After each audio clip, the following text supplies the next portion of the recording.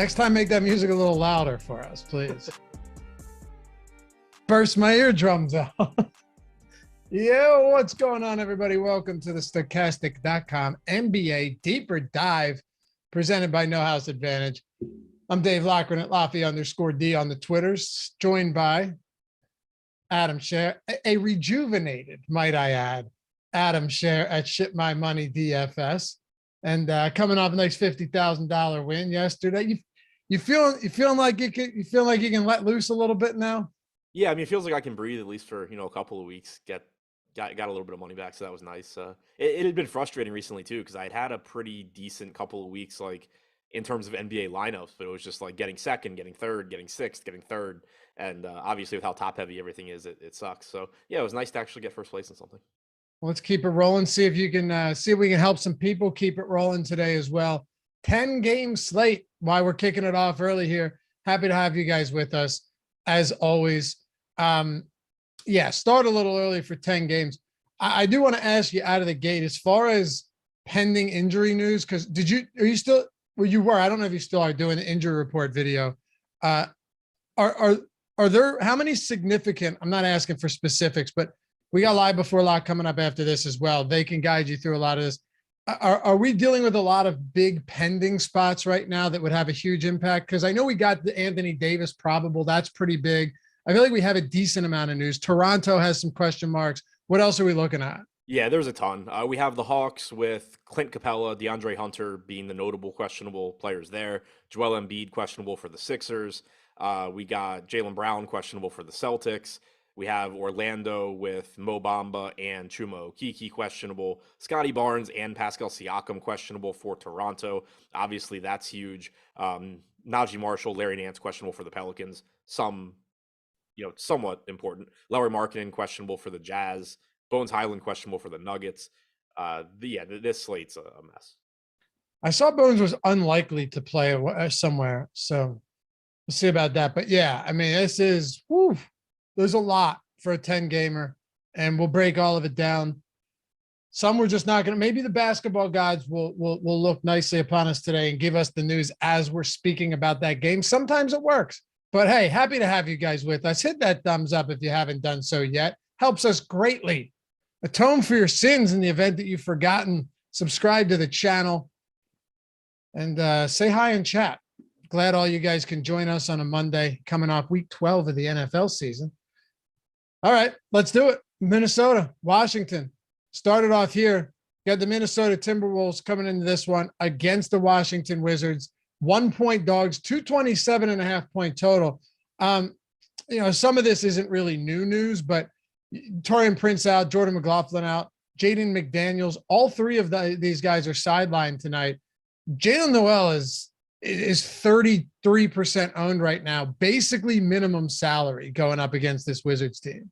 Yeah, he's showing up for me a lot right now too, just because he is so cheap. He's a good point per minute guy. You don't know exactly how many minutes he's going to play. You look at the rotations from yesterday's game against Golden State. He did benefit from garbage time at the end, played an extra 3 minutes and 25 seconds. He closed the first half of that game. Don't know if he would have closed the second half. I assume he wouldn't have, but you can always get him in there in place of Austin Rivers. It's probably just a matter of, is it going to be Rivers? Is it going to be Noel? Is it going to be Kyle Anderson as that fifth guy in the closing lineup? But at minimum salary, now that it's very likely he has a sizable role in the rotation, you're talking about somebody that since the start of last year has averaged 1 fantasy point per minute. He's been very productive from a fantasy standpoint when he's on the floor this year. This guy was, pushing 5K when he had a normal role earlier in the year, and then he basically just got kicked out of Minnesota's rotation as they got healthier. But you have no Jordan McLaughlin, you got no Jaden McDaniels, so that's a lot of minutes that are available there, and it just makes him look good. Overall this year, 1.02 DraftKings points per minute, so it's pretty tough not to. You basically have to acknowledge at the very least, he projects as a very good value. If you want to say, all right, well, if he only scores 20 fantasy points, it's a 10-game slate, I can probably make it up elsewhere. I think that's a reasonable take. But in terms of point per dollar projections, he's just going to show up in a lot of stuff that you run. Yeah, no question. And look, we have him with, looking at our boom bust tool, we have him optimal 31% of the time, ownership 32.6. So It's right there. I mean, there's no like massive negative leverage on him or anything, but looking at the rest of this team, it's not, I mean, you're talking about a 10-game slate. So anytime you're getting, double digit ownership, high double digits for these guys, it is significant. Like D'Angelo Russell, Rudy Gobert, both mid-range price points pulling 16%. Karl Anthony Towns getting 12%. It drops off from there, but in a 227, 228 game, Minnesota is definitely a team that is garnering some attention right now.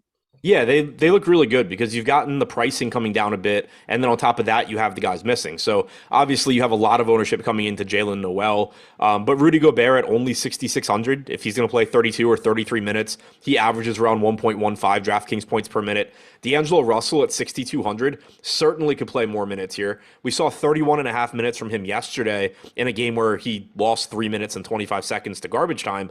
His playing time this year has sort of been hit or miss, but he's averaged 30 or 31 minutes. But he's now missing his backup in McLaughlin in addition to Jaden McDaniels being out. So he's someone that I think is actually likely to benefit from those extra minutes.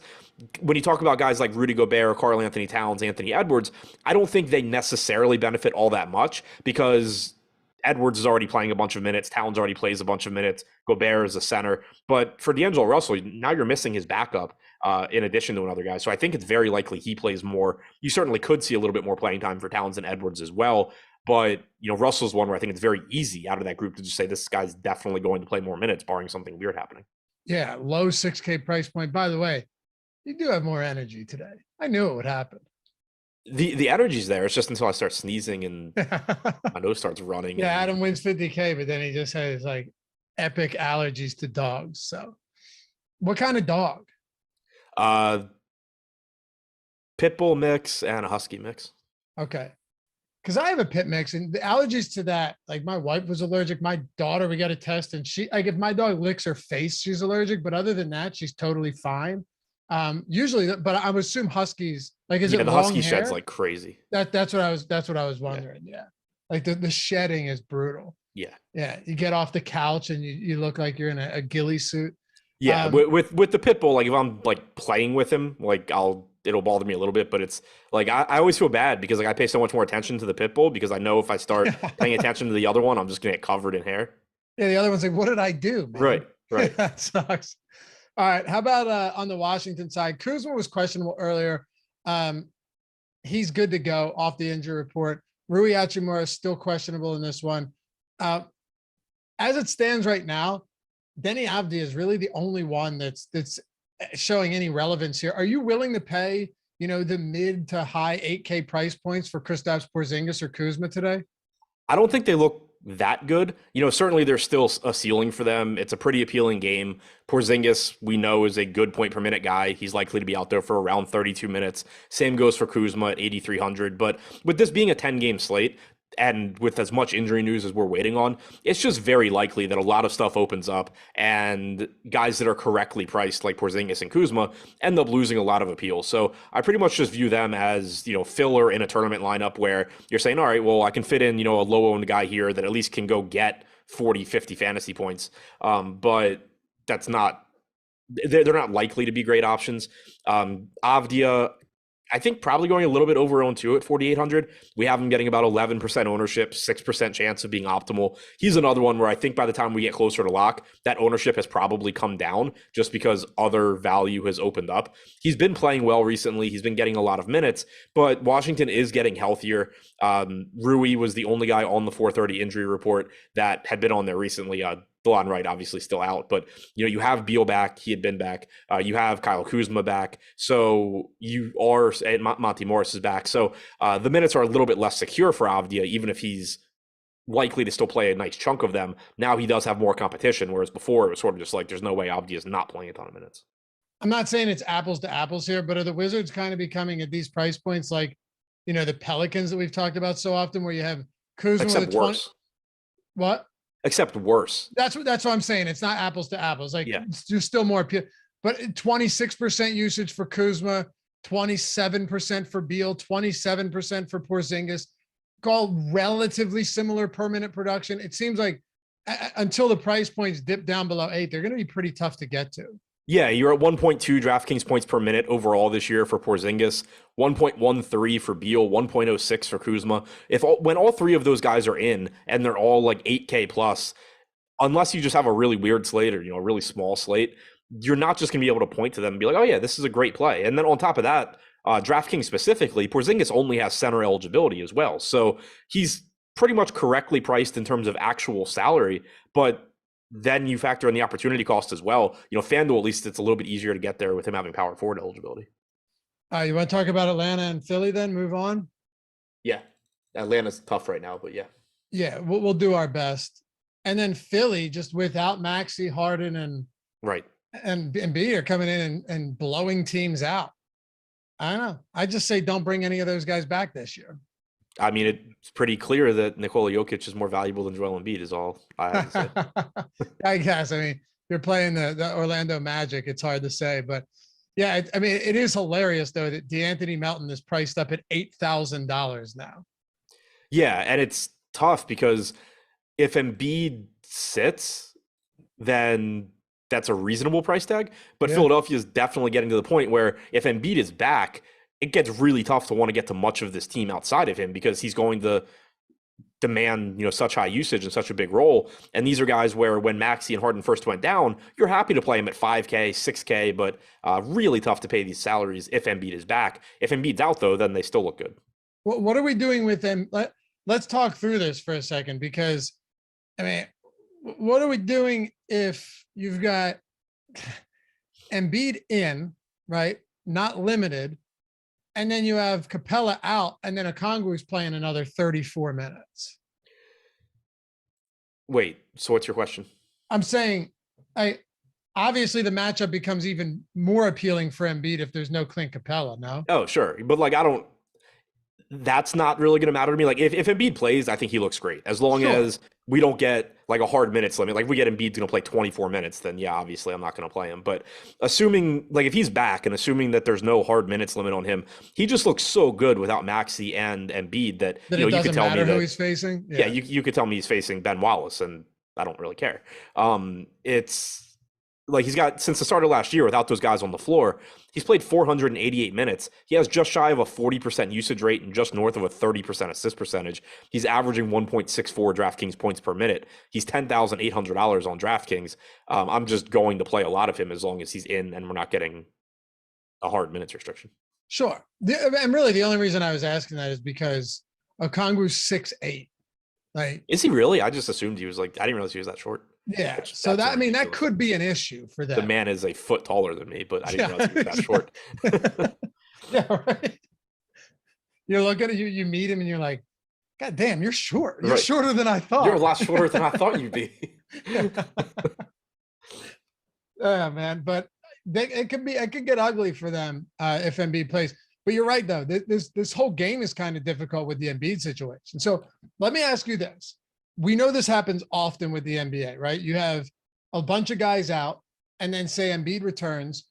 What happens is that even though there are other guys who are going to be involved, their price points are all priced for no Joel Embiid, as we can see. So if he's in, how do you look at these guys? Are there any guys that still have appealing salaries with Embiid soaking up 30+% usage? I think Shake Milton would be the easiest one to get to, just because he is still only 6,600 on DraftKings, and he's been playing huge minutes as well. So you expect the production to go down if Embiid's in, but if he's going to continue to play, I mean, he's been playing like 40, even if you call it 37, 38, he's still going to project as a reasonable option. He's played 6 games this year without, is this right? Without Maxey and without Harden and with Embiid. I don't think this is right though. So that can't be right. No. Maxey okay. So he's played one game. He's played one game without Maxey and without Harden and with Embiid. In that game, he still had a 26.8% usage rate. He played 38.1 minutes, only a 12% assist percentage. But at his price tag, I think you can still at least take some shots there. Clearly, it's still going to make a difference, though. Like at 6,500, if Embiid is out, you're just playing a lot of Shake Milton again. You're probably at some point going to stop getting these games where Shake Milton absolutely breaks the slate at like 45% ownership if Embiid's out. That's been kind of annoying because the ownership's gotten a little bit out of control in those spots. But that upside's clearly there, and he doesn't need to get remotely close to that. Like if you just assume he's a fantasy point per minute guy, if Embiid is out, and that he's playing 38 plus minutes, you don't have to be very good at math to figure out that's going to be a good projection at 6,500. The guy's flirting with triple doubles every night. Right. Like I don't know how long that lasts. Of course not. It's even if you just call him a fantasy point per minute guy, he's going to look good.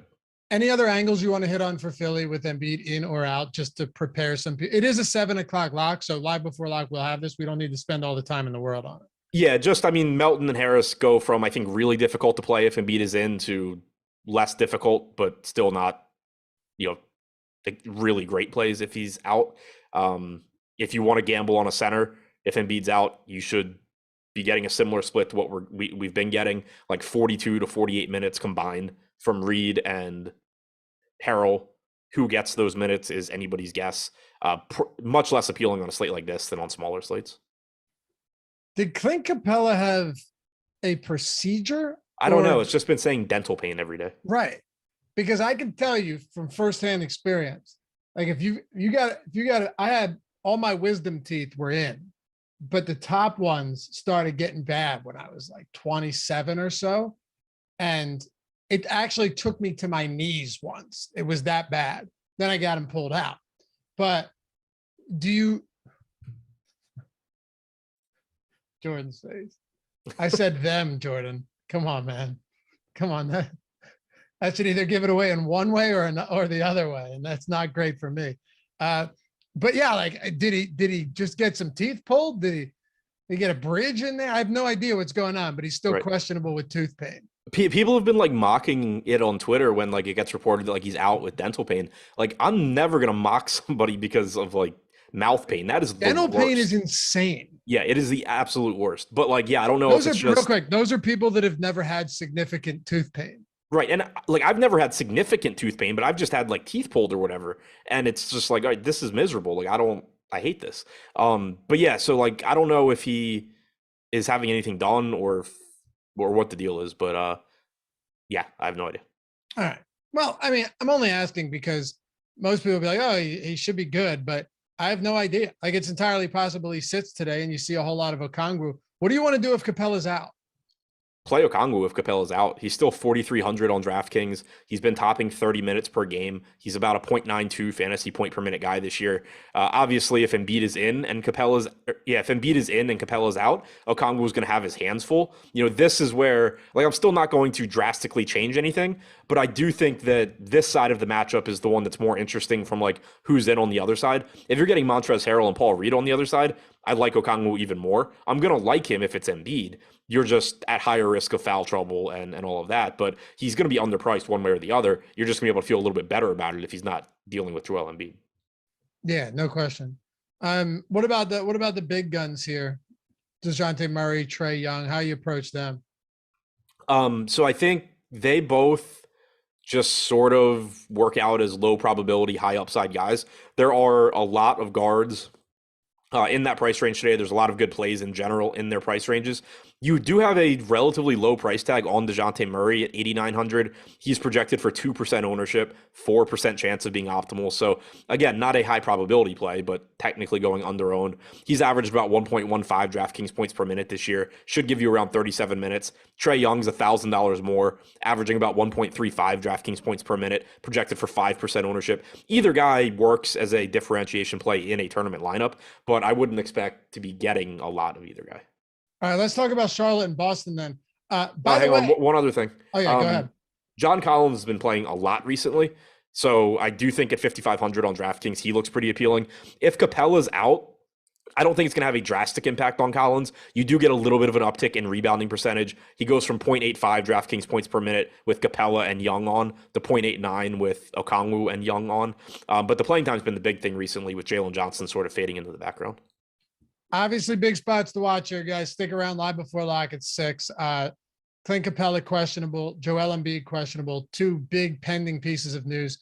Talk about Charlotte and Boston. By the way, last day to take advantage of our, Black Friday, Thanksgiving, Cyber Monday promo. We're giving back to the people that help keep the lights on, that support us. Everything on our site, all of our projections. You probably saw Josh's 8-minute video on Twitter about it today. all of everything we have, not Fantasy Cruncher. We don't own Fantasy Cruncher, but we have the new lineup generator where you can export your lineups to CSV and do all of that. Player projections, ownership, top stack tool, boom bust tool for football, basketball, hockey, MMA, PGA, everything. Oh, World Cup projections. We just had a dude take down, what was it, 10K with the World Cup projections. He'll be featured in the Hall of Fame segment tonight in the intermission. Everything. College football, college basketball, $5. That is it. $5 will get you everything on the site, every single sport. Today is the last day to take advantage of it. It expires at midnight. Jordan, drop that link in chat. It's in the description as well. All you got to do, click that link. They shouldn't need to use the promo code thanks, right? If you use that link, it should take you to it. It'll take you to a page where you sign up and you just click the promo there. All right, $5 for the entire week. Usually it's $40. It's 90% off. We'd love to have you guys check it out. Join our Discord. Become part of the Stokastic family. And if you don't like it, we'll gladly refund your misery. Not your $5, but you can just go. And I don't think you'll want to. The tools are awesome. The community's awesome. So hopefully you stick around. Check it out. $5 for the entire week. And if you do it now, you're getting Monday Night Football all the way through next Monday Night Football and all of our basketball stuff on top of that. All right. Let's go to Charlotte and Boston. Charlotte Hornets. All right, Adam, we knew this, but I'll just recap here. LaMelo Ball's out. Gordon Hayward's out. Dennis Smith Jr.'s out. They're 10.5-point dogs at TD Garden here, 225 total. Looking at Charlotte, though, how much are these injuries going to impact? No matter how big of dogs they are, no matter how good Boston's defense is, how much is that going to put us on the Hornets tonight, just based on salaries and opportunity alone? Yeah, it opens up a lot just because they're so cheap and they're missing so many minutes and so much usage. You're not just talking about, one high usage guy being out or three guys that play substantial minutes, but, have 15% usage rates. When you take LaMelo and Dennis Smith Jr. and Gordon Hayward off the floor, that's just opening up a lot. And so far this year, Terry Rozier's played 175 minutes without them on the floor, 30.8% usage rate, 26% assist percentage, has only averaged 1.03 DraftKings points per minute because he has a 48% true shooting percentage. So the fact that he's had some issues with efficiency and now is facing a relatively good Boston team, that's concerning, but he's still clearly underpriced from an upside standpoint. Should play a lot of minutes as well, assuming this game's competitive. Teo Maledon's averaged a fantasy point per minute without them on the floor. He's 3,600, so it's not even like you have that much risk in going there. He's cheap. It's not that difficult for him to put up a big game. Jalen McDaniels should play more. He's at 0.83 DraftKings points per minute, only 4K on DraftKings. Kelly Oubre's got a 27% usage rate and has averaged 0.93 DraftKings points per minute. Washington's at 0.9. We saw him play 20 minutes last game, but that was because of huge foul trouble. If this game's competitive and he's able to avoid foul trouble, you're likely getting 34 minutes or so from PJ Washington. I think that this team looks good in general. You get value from McDaniels. You get some value from Teo Maledon. A lot of upside from guys like Rozier. PJ Washington and Oubre, neither one really getting any ownership, which I think is interesting. Like, I don't really think that Rozier should be getting 18% if Washington for 2,000 less is going to get 1 and Oubre for 1,000 less is going to get 6. I think Rozier should be the most popular of the 3, but I think he's getting a little bit too much relative to those other 2. So Al Horford's sitting out on the second of a back-to-back with some lower back stiffness. So basically just a maintenance day here. We saw Tatum sit yesterday on the first leg of a back-to-back. Do you have any read on Jaylen Brown today? My guess is he sits, but I don't know. It's obviously not the most dangerous matchup going up against a shorthanded Charlotte team. They essentially rested Tatum yesterday, and then Brown popped up as questionable today. But I don't know. There's probably a good chance that it's up to him, in which case he would probably play. That's probably what it comes down to is, are they going to let him decide, or is the coaching staff going to just tell him he's not playing? All right. Just for the sake of covering all the bases here, let's assume that the Jaylen Brown does sit. What does that do for Tatum? Obviously, we still have to see if Embiid's playing. I understand all of that from just an overall top-tier salary standpoint. There's a lot of value on this slate, though, and Tatum's usage could see a nice spike. Yeah, it definitely makes him look a lot better. He's played 212 minutes without Brown on the floor this year. He's averaged 1.44 DraftKings points per minute, 35.5% usage rate, 21.5% assist percentage. But you mentioned Embiid, and that's just like such a big point to talking about this slate in context, because as good as Jason Tatum has been without Jaylen Brown, he's averaged 0.2 of a fantasy point less per minute than Joel Embiid has without Harden and Maxey. His usage rate is like 4 points lower than Joel Embiid's. His assist percentage is 10 points lower than Joel Embiid's. So at that same price point, if Embiid is in and Brown is out, Tatum looks good, but Embiid's still going to project better. Yeah, that's for sure.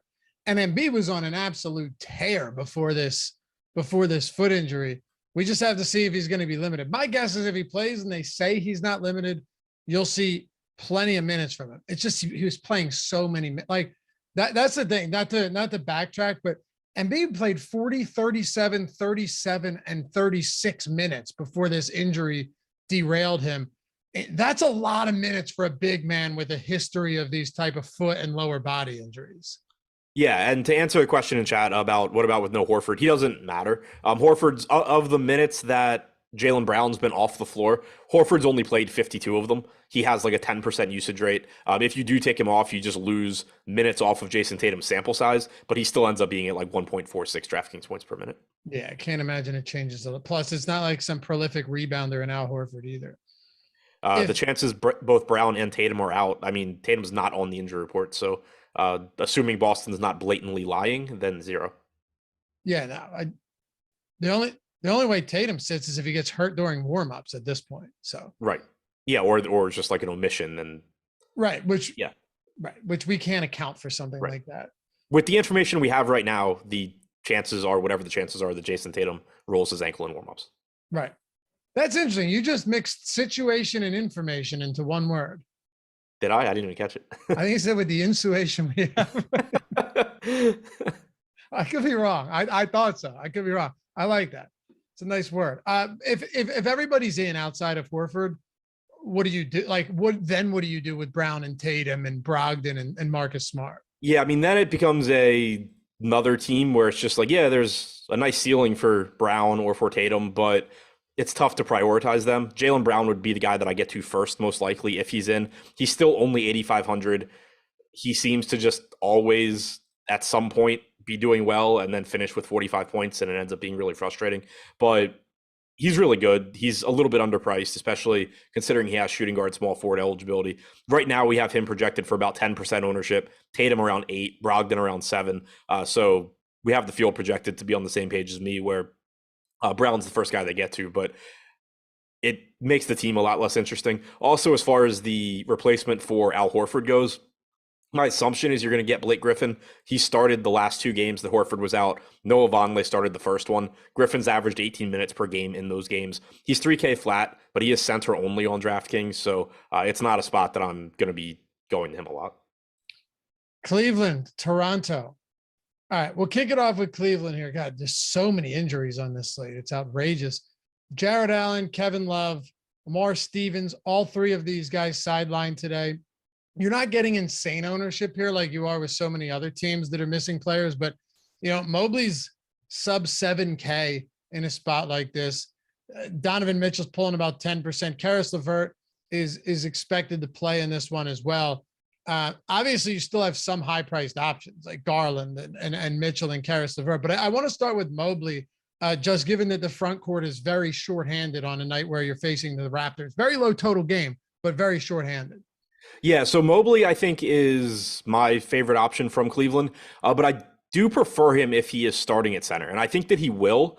We got Robin Lopez starting yesterday. He played all of 4 minutes, never came back into the game. They started the second half with Isaac Okoro. Now you have Karis LeVert back, so there's a good chance that either they stick with the lineup that they started the second half with and use LeVert as the 6th man, or they just throw LeVert into the starting lineup with Mobley at the 5. But without Jared Allen, Kevin Love, or Robin Lopez on the floor this season, Mobley's played 126 minutes. He has a 16% rebounding percentage in addition to a 23% usage rate. He's averaged 1.09 DraftKings points per minute. The rebounding difference for him, playing without Allen, playing without Kevin Love, just makes him look a lot better than he normally does.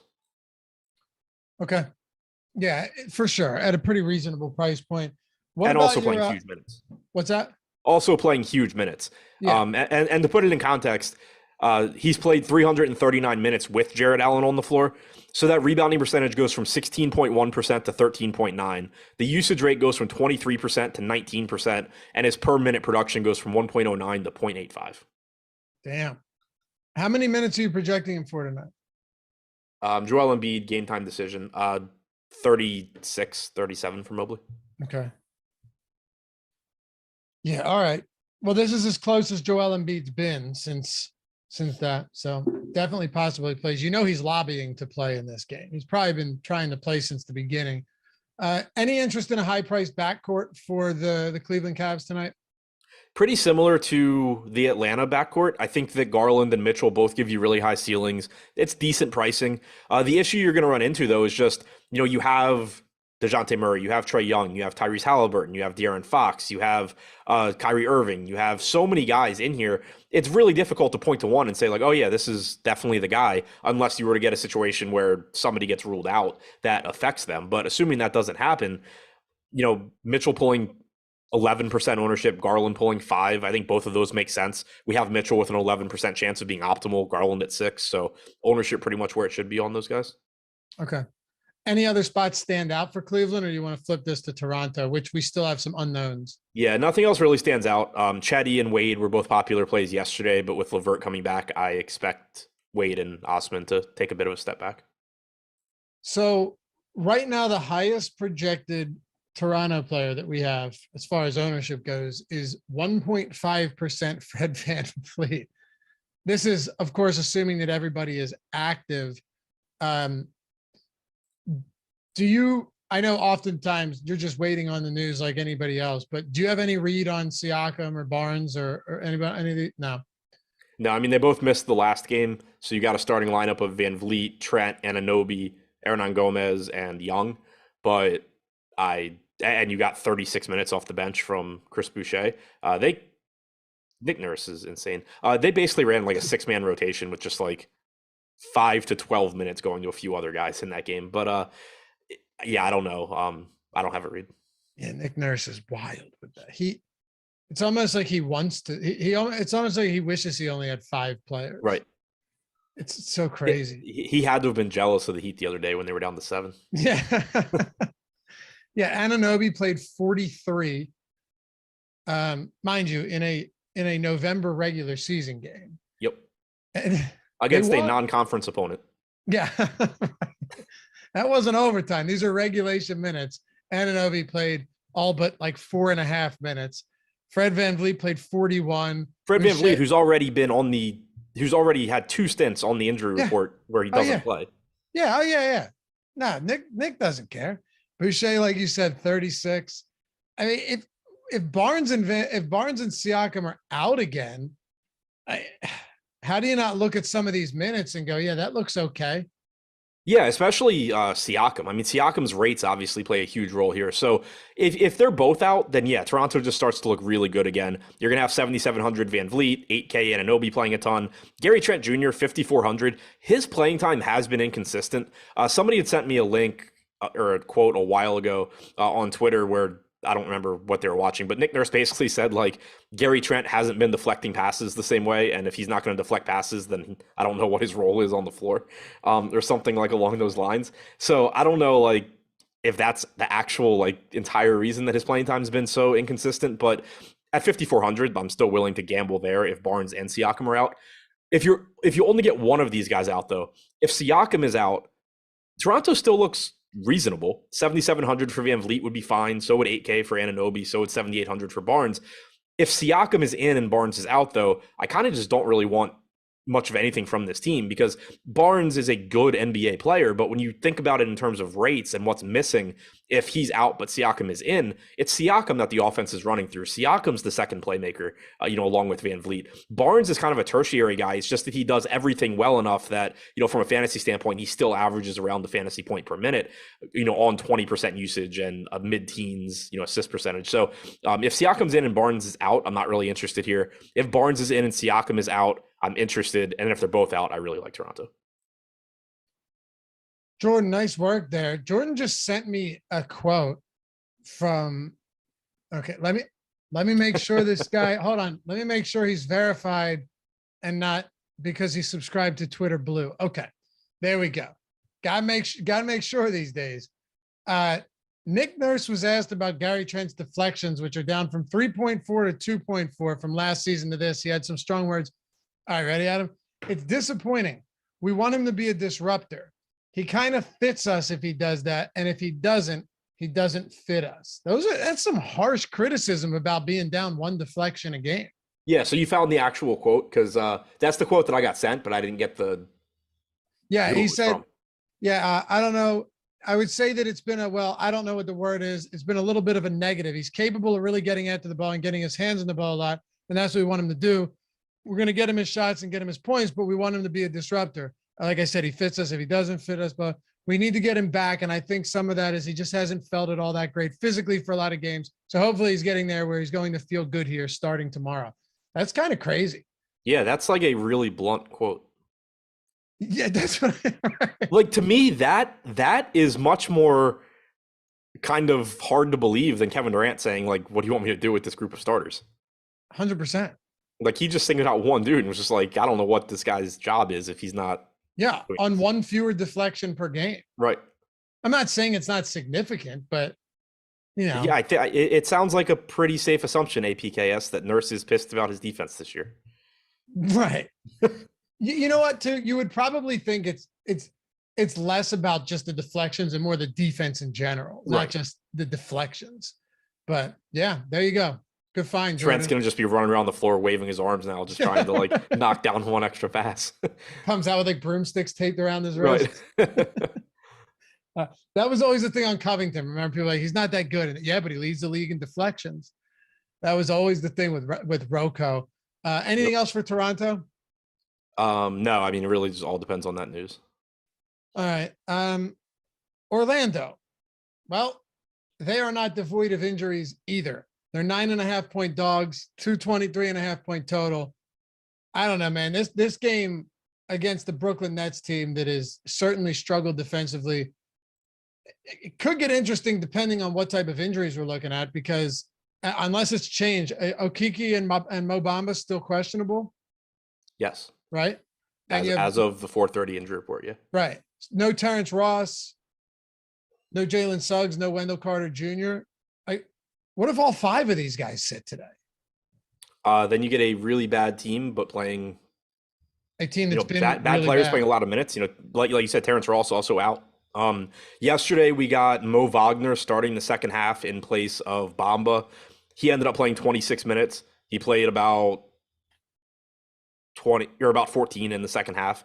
So, I would expect 28, 30-ish if he starts. Gary Harris started. He played 29 minutes yesterday. Probably plays more if they're not losing by 30 in the fourth quarter. Obviously, that could be happening again. Bol played 32 minutes. Wagner played 27 without even playing in the fourth. Banchero played 31, could have played a lot more. So it's, if Bamba's out, Mo Wagner likely looks like a good value. If Okiki is out, you're probably getting another Gary Harris start, assuming they don't announce between now and then that he's not going to play the second half of a back-to-back. If both Okiki and Bamba are out, you're also talking about just potentially playing time for guys like RJ Hampton or Caleb Houston that you're not going to be confident in it, but you can, sort of hope for the best. You got 26 minutes from both guys last game, and Terrence Ross played 9 minutes in that game. So it's a mess, but there is going to be some stuff to like here. And it's not like it's a bad matchup against Brooklyn either. It's not. No. I mean, that's the thing. It's not a shockingly high total, but 223.5. Brooklyn defensively has struggled this year. If all of these guys are out, like you said, they could just get their doors blown off. Or there's a possibility that they keep it competitive enough to where you're getting good discounts on guys with really solid minutes based on the fact that you could have five, significant players all sidelined for this game. Brooklyn, do you want to pay over 11K for Kevin Durant today? No, I like him on FanDuel at 10-3. It's tough on DraftKings at 11-1 for a couple of reasons, or at least right now. For one, if Joel Embiid is in, he just projects higher than Durant. Durant's at about 1.3 DraftKings points per minute in the games he's played with Irving and Simmons this year. He's averaging about 37 minutes per game in those games. So you're talking about like 0.3 of a fantasy point per minute, and Embiid's less expensive. Jason Tatum, if Jaylen Brown is out, is like a 1.45 fantasy point per minute guy. Even if he's in, Tatum's like a 1.4 fantasy point per minute guy with a 30% usage rate. So he's going to project similarly, if not better, than Durant with Kyrie and Simmons in. It becomes really difficult to pay that price tag on DraftKings. He is, I believe, $800 less expensive on FanDuel. So he is easier to get to there. Okay.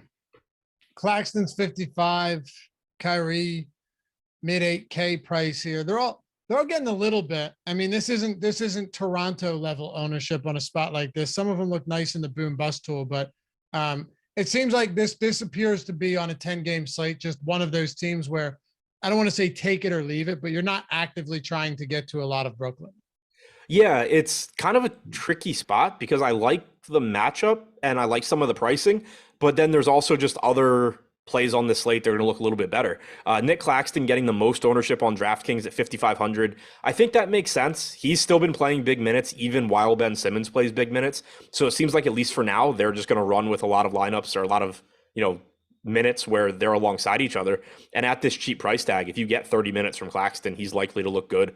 Ben Simmons at 7,100 to me looks fine. Getting 6% ownership just because it's a 10-game slate and there's a lot of guys that stand out, but really like that ceiling. Kyrie's 8,400 on DraftKings. I think he's like 81 or 86 or something in there on FanDuel. Plenty of upside there. He played 38 minutes each of the last couple games. He's about a 1.15 fantasy point per minute guy. So comparable to what we were just saying about DeJounte Murray, where you're happy to get to him. He's got a very nice ceiling. It shouldn't surprise anybody if you look back on the slate and it's like, damn, I needed Kyrie at 8,400 to win. But it's also hard to like point to him and say like, oh, that's the guy over, these other 10 guys. Right. You feel that way for most of Brooklyn then? Pretty much, yeah. It's another team. There's several teams on the slate, and Brooklyn's one of them, where I like getting to them as that piece in your lineup that is low owned and has a really high ceiling. There's nothing that I really expect to get to in the sense where it's like, oh, I have 40 or 50% of this guy. Right, exactly. All right, hey, 2,000 people watching, 232 likes. Ratio, kind of a struggle spot there. You're talking 10%. There's got to be a couple of you out there with fingers. They could take them and hit that thumbs up. Get us to 300 here. Be much appreciated. There we go. All right, let's run this one up. Appreciate you guys in advance. I have faith and confidence that we will get this done. Hey, with OKC, it's not often that this team is fully healthy, but they are. And I mean, SGA has just been fantastic this year. Giddy's at 7K, which is a pretty nice price point. But again, just like a fully healthy team on a night where you don't have a lot of fully healthy teams. And it's shocking that OKC is one of them. Yeah. And I mean, you can't trust anything on this team outside of Shai Gilgeous-Alexander and to some extent, Josh Giddey. Lou Dort had sort of been the third piece that you could trust. He played 14 minutes last game. Pokashevsky had been trending in the direction that maybe you could start to trust him. He was typically giving you around 28 minutes in regulation as long as he avoided foul trouble. Then last game, he played like 9 minutes. Like if Poku plays 28 minutes, he's a good play at 4,800. I have no idea how many minutes this guy's going to play. Jalen Williams has kind of been the third most trustworthy guy recently, but that can change at any minute. So like this is a team that is actively basically trying not to run consistent rotations. They've talked about just wanting to get different combinations of players on the floor to evaluate them with, different situations. Gilgeous-Alexander has been the one guy that they just haven't jerked his minutes around this year, at least so far. Again, my theory is that if they started doing that, he would just demand out of OKC immediately. So he seems pretty safe. But like you've even seen it with Giddey here and there, where he just doesn't start the second half. So SGA at 10.5, 1.4 fantasy point per minute guy. He still looks good here. Giddey at 7K looks fine. But chances are, if I get to anything from this team, it's just going to be SGA here and there. I mean, yeah, they're, and by the way, Scotty Barnes and Siakam and Banton all probable. So it kind of wipes Toronto off the map. Not interesting. Yeah. They're telling SGA behind the scenes, like, listen, man, we're building something great here. Right. But like to get him to buy in, he's probably like, Right. He's probably like, cool. Also, I'm going to go get mine. Yeah. Yeah. We're not Right. doing a SGA bench at halftime. Right. Exactly. He's like, yeah, in the event that what you're building isn't great, I need to have a resume. Right. Yeah. So I think you're right about that. But it does make it real difficult. Not only do you have, a full, completely healthy team, but then you have rotations that are entirely out of whack. Right. And unpredictable. Yeah. Right. And here's the thing. And because I agree, if we were talking about an actual NBA team with what Mark Curry just said, we said Jalen Williams, they seem to be liking Jalen Williams more and more. I think they stick with him. He never seems to stop moving. But OKC isn't looking to win games or anything. Right. And Jalen Williams is a young player that is a potential part of their future. So yeah, they want to get him minutes, but they're probably going to hit a point in the next couple of games where they're like, okay, cool. We've seen Jalen Williams play with every combination of guys we wanted to play with. So now he suddenly plays 16 minutes and we go to God knows who else. That's the thing. They're not trying to find guys that fit to win games right now. They're just doing random shit to see what they want to do next year, basically. And realistically, if you're a front office, I don't think it's that bad of a move. It's just not friendly for DFS purposes. No, and I guarantee Adam Silver hates it as well. But I'm sure. Yeah. because if OKC ran real NBA rotations, they wouldn't be good. But they have the best player in the game pretty frequently with SGA. You have Giddey, you have a good defender in Dort. They wouldn't be good, but they would play some competitive games if they just cut their rotation down and played the actual NBA players. But it's still a first round exit, even if they were to somehow sneak in. Right. Even if they somehow get to the playing game, from a franchise standpoint, they are doing it correctly. Like you said. That's what I mean. Yeah. Yeah. It's just awful from this standpoint. Clint Capella, DeAndre Hunter, Jalen Johnson, game time decisions. Rui's out, by the way. Yeah. Kuzma's in. We expected that. Okay. Anything I missed? I think that's it, right? I think that's it. Yeah, I think that's it. I don't think there's any significant ones there. All right. On to the Pelicans then. I think you broke that down pretty well for OKC. Let's talk about the New Orleans Pelicans. Hey, listen, one of the better defenses in the league this year. 106 defensive rating on the season 109 defensive rating on the season, on par with the Phoenix Suns. And offensively, they've been pretty good too. I mean, this team is always someone in the regular season that can hang around. It's a question of what they're capable of doing once assuming they get to the postseason. But man, how about tonight? Look what we're getting tonight. You have no CJ McCollum.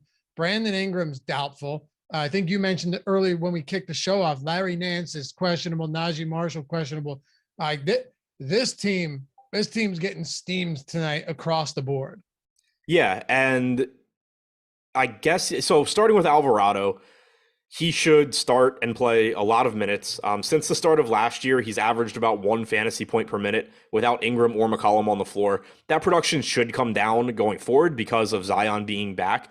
But also this year, in a limited sample without those guys, Alvarado's at 0.64 DraftKings points per minute. It's not going to be that low either. It's going to even out somewhere. I would assume he comes in around 0.8, 0.85 fantasy points per minute, but you're getting substantial playing time. You should get around 30 minutes or so from him, if not more. So I agree with him being one of the highest owned guys on the slate. We have him with a 43% chance of being in the optimal lineup. We have him at 45% ownership. Even if you think that the chances of being in the optimal lineup are a little bit lower, the thing that you have to keep in mind is you're not actually trying to build the true optimal lineup, and you're going to be able to build some really good lineups that are still contrarian, but Alvarado is going to make them project a bit better. So you're going to be able to build some lineups where it's well, I don't care that Alvarado is a little bit over-owned or Alvarado is really popular because I have a 1% owned De'Aaron Fox or DeJounte Murray or, whoever your preferred guy is. So that's sort of the thing to keep in mind here is it's very easy to differentiate and still get to Jose Alvarado.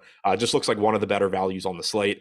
Zion looks like one of the best mid-range plays, 7,900, pulling 32% ownership on DraftKings, 26% chance of being in the optimal lineup.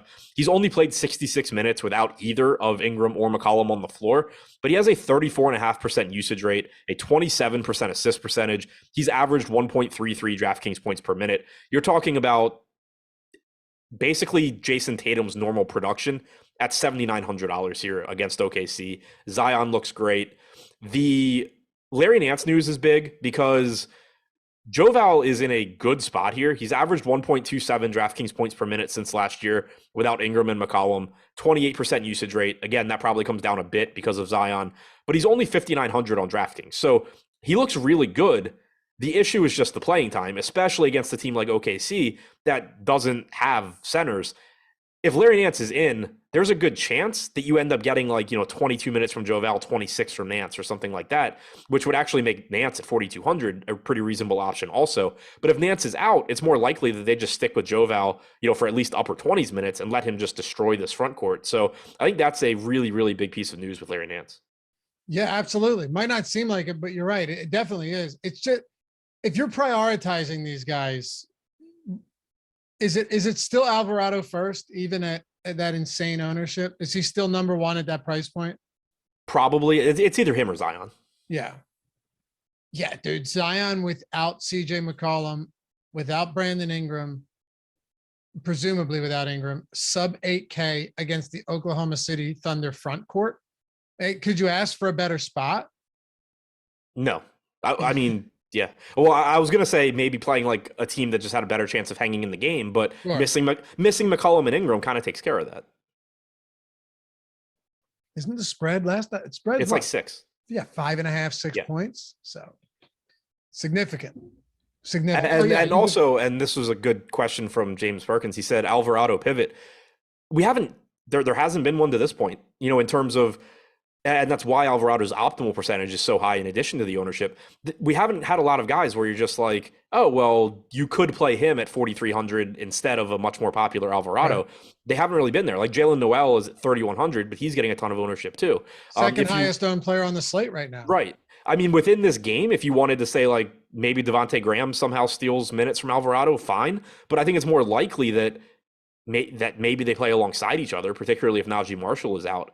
But I don't think it's super likely, especially in a game where they're likely to be playing from ahead, that, they're turning to Graham over Alvarado. Yeah. All right. I mean, at this point though, you could close your eyes and probably pick the right players from this game, just in theory. And then if Larry Nance is out, yeah. Let me ask you this last question, because this is such a popular team. I want to make sure we hit on everything here, but and then Angelo, I want to get to that super chat as well.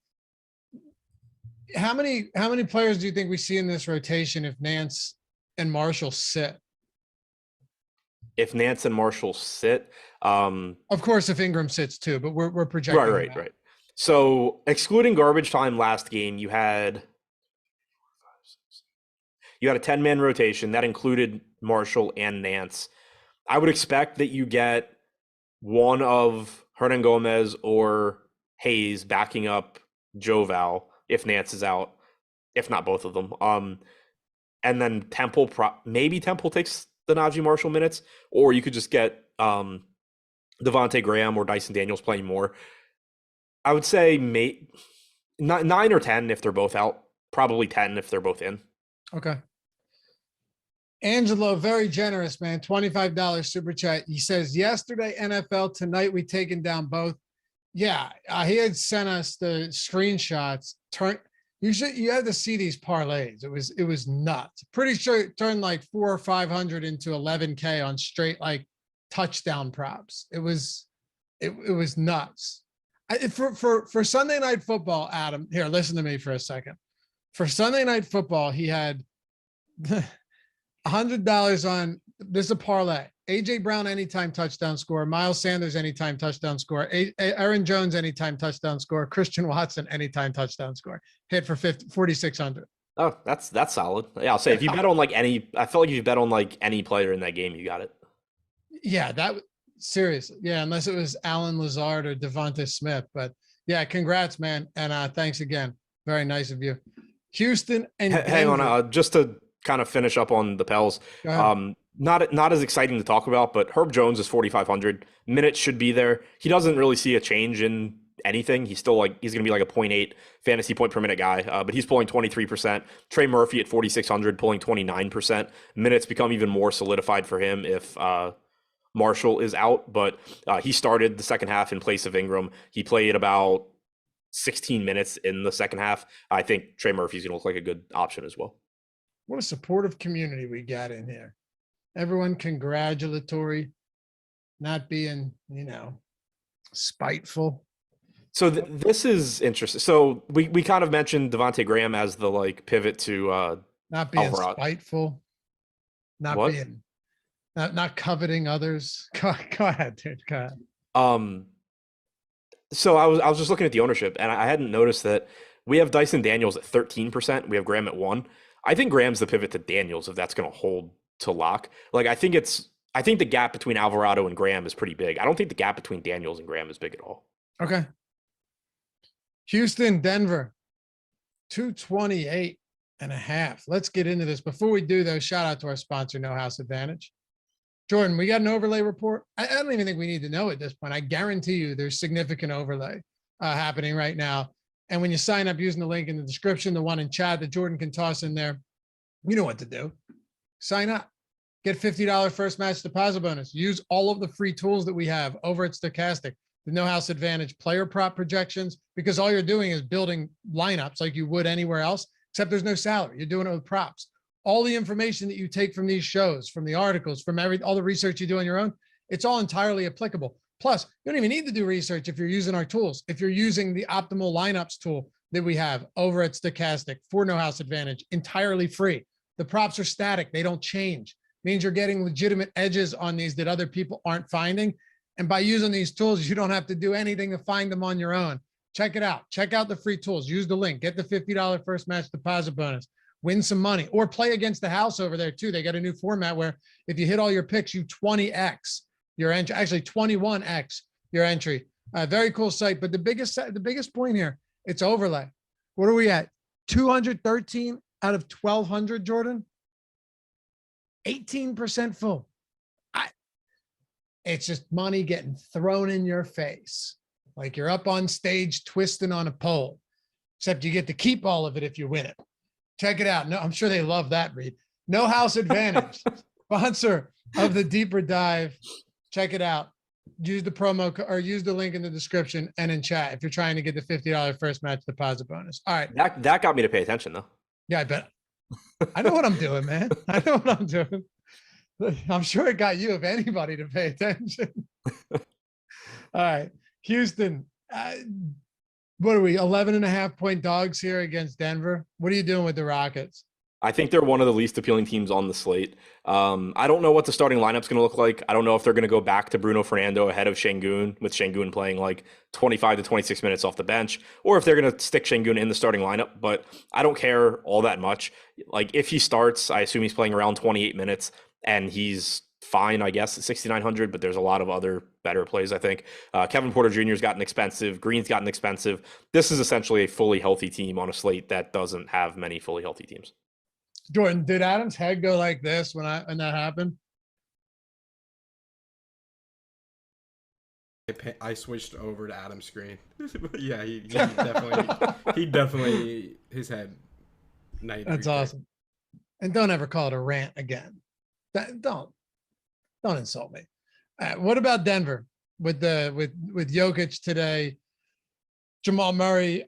Do we have Michael Porter's doubtful, right? I think that news came out that he's doubtful. Yeah, Porter's doubtful. Highland is questionable in the injury report. I didn't see that he was. I saw something that said questionable but unlikely to play. And I believe I didn't, but I also wasn't looking for it. Well, we also have him out of our projections as well. So I think I'm not going to say it's safe to assume he's out, but I think we can proceed right now, at least with the assumption that good chance he does not play. Yeah, so it's likely that we're looking at a similar rotation to what we saw the last time Denver played when they took on the Clippers. Bruce Brown started in place of Michael Porter Jr. He played 31 minutes, lost a couple minutes to garbage time. You're likely getting 32-ish from him. Aaron Gordon played 28. Murray played 34. Jokic played 32. KCP played 31. Again, they all lost about 2 minutes to garbage time. So it does make the Nuggets look pretty good today. Obviously, it's a really good matchup against Denver. You're getting additional minutes for Bruce Brown over what he normally gets. If Highland is out, Murray, I think, just on average gets a couple extra more minutes without him as well. So this is another team where across the board, they're pulling like 10 to 18% ownership. And I think that's fine. You know, Jokic, clearly, if you can get there, that looks great. I think it's going to be easier to get to Jokic if Embiid is out, just because he is a little bit more expensive. Embiid, if he's in, gives you similar point per minute production and similar playing time, if not more playing time, for less money. But Jamal Murray looks good at 7K. I like Bruce Brown, point guard, small forward eligible at only 5,800. He's leading the team with 17% ownership. Taking some shots on KCP at 4,500 or Aaron Gordon at 6,300 are fine. KCP is somebody that I think, you know, different position, shooting guard versus point guard. You can at least make the Alvarado pivot conversation around him. You know, Alvarado clearly is going to project better, but, you know, if you buy into Alvarado's rates coming down a bit with Zion out there, and you say, you know, let's say Alvarado is going to play around 30 to 32 minutes and average 0.8 fantasy points per minute. That's basically what KCP does as well. So this is one guy in that range where, you know, again, I'm going to be playing a lot more Alvarado than KCP. But if you need that pivot in a lineup, KCP is one guy I think you could use. Just a couple updates here. Pascal Siakam will be on a minutes limit today. So I don't know, 44, 45. Yeah, so he's going to take a break in the first half. Yeah, he's going to go into the tunnel at halftime as his minutes limit. And Jaylen Brown is a game time decision with a stiff neck. We got news for David Brown in chat. We got news on Horford like 3 or 4 hours ago. He's out. Yeah, no Horford. Anything else from this one? You want to close out these final three? No, I think we're good. All right. And hey, appreciate you guys. Up over 400 likes. We will cruise past 500 with 2,300 people watching right now. There's 88 people out there who feel like being kind and nice today and generous with their fingers. Chicago, Utah. Let's get into this one. Lauri Markkanen is still, I believe he's a game time decision too. So yeah, he did go through shoot around. Yeah, I saw that. But they listed him as questionable game time decision. But yeah, if he went through shoot around, assumption is that he plays. So we've got Chicago where we should definitely start here. Alex Caruso, if he doesn't play, does that, just to get this out of the way first, because he's a legit questionable here, does that open anything up if he's out? Potentially Kobe White / Goran Dragic minutes. Probably not anything that I care about too much for this slate. Okay. Only because the report was that he's unlikely to play today. Right. So just sounds like he's not going to be able to. You have Kobe White at 3,200. He played 18 minutes last game. If he got to like 24, you know, he can certainly pay that off. The thing is, though, it's not like you're asking Kobe White to replace any usage with Caruso out. You're still talking about everything running through Levine, DeRozan, and Vooch. You also could just get Goran Dragic at 3,200 playing a bit more. He played 11 minutes last game. So I think it's likely that you kind of just get a situation where like it's 20-18 split, something like that, and neither one ends up being very useful. Yeah, long gone are the days where Utah games had low totals and were significant avoid type spots. Yeah. This game has a slate high 236 point total. Chicago getting a little bit of love today. High scoring, fast paced game. Yeah, and I was surprised this morning. We had like 18% ownership coming into Drummond, and I said I thought that would fall. It's still there at 17%, and I'm getting around there too. Right now, it's just that there's a relative lack of value on the slate in terms of cheap guys. I think that as soon as, or if we get news where people are getting ruled out, Drummond will sort of, you know, disappear again. But if you assume he's playing 15, 16 minutes behind Vooch at 3,700, it's a good spot for him. He should be able to pay that off. He didn't play in the second half last game, but that was also OKC where they don't have any centers. They went to Derek Jones Jr. as the backup. I don't expect that to be the case here where you have Walker Kessler playing for Utah.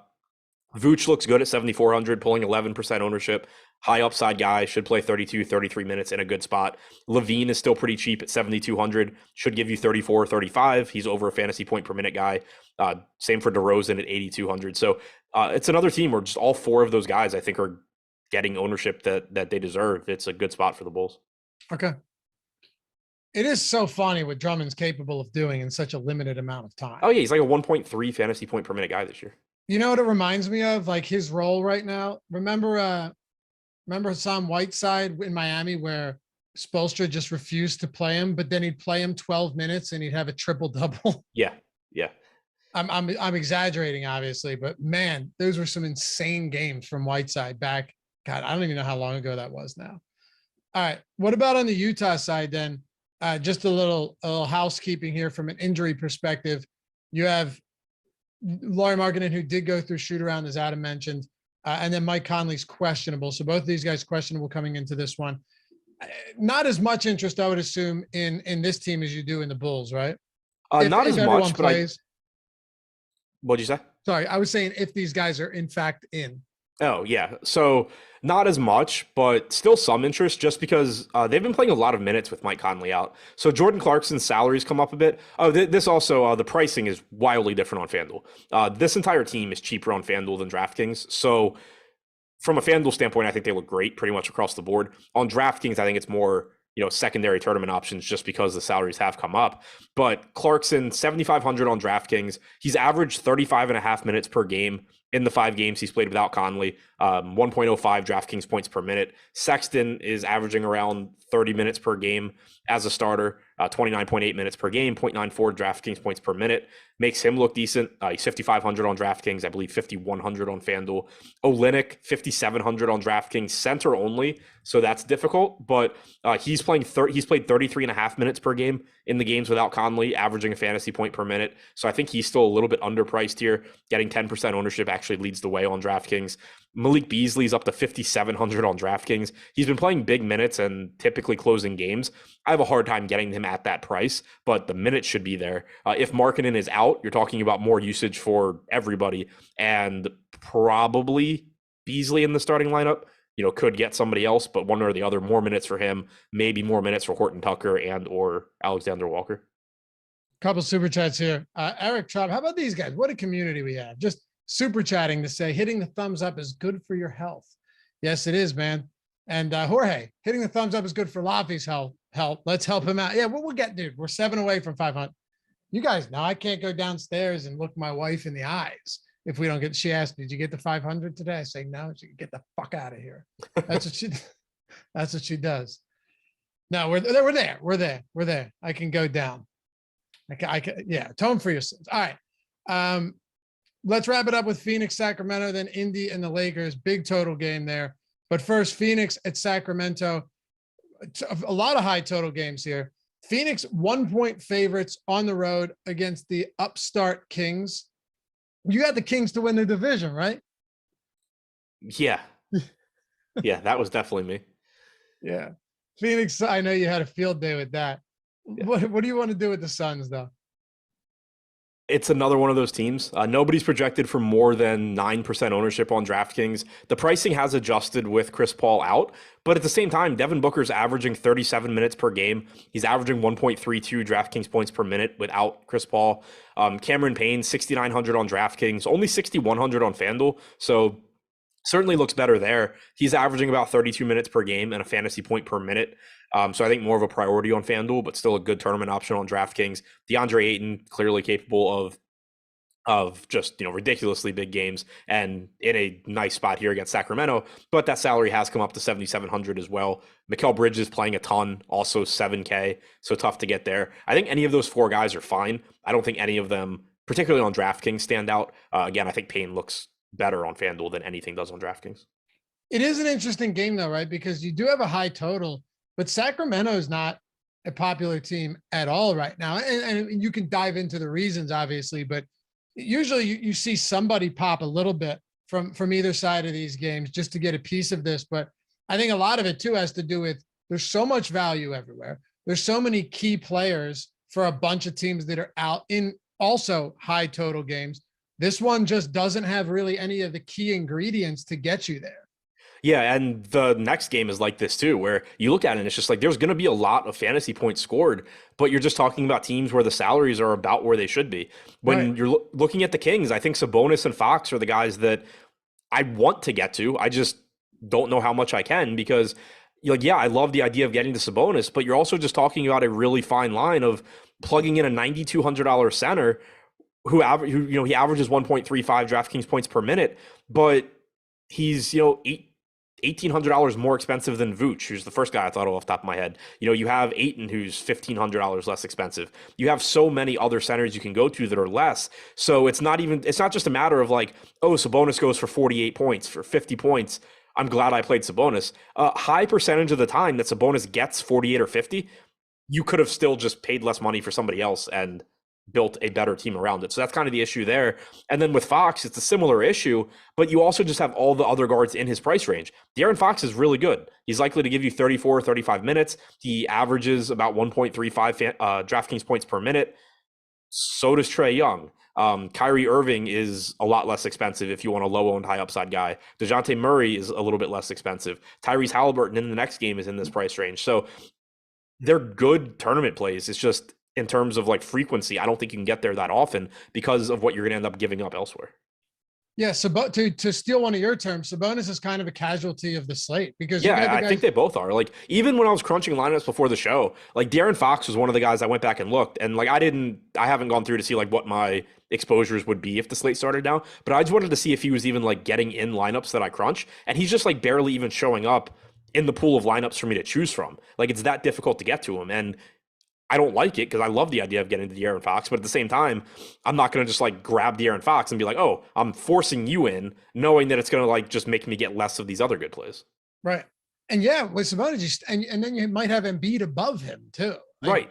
That's you have Jokic. Yeah. And that was just talking centers too. Like Sabonis, then also you're still competing with these other guards in that price range because let's say Sabonis scores 50 and whoa, Rozier is out. That's not what the word probable means. That certainly isn't. All right, so that should open up value with Teo Maledon.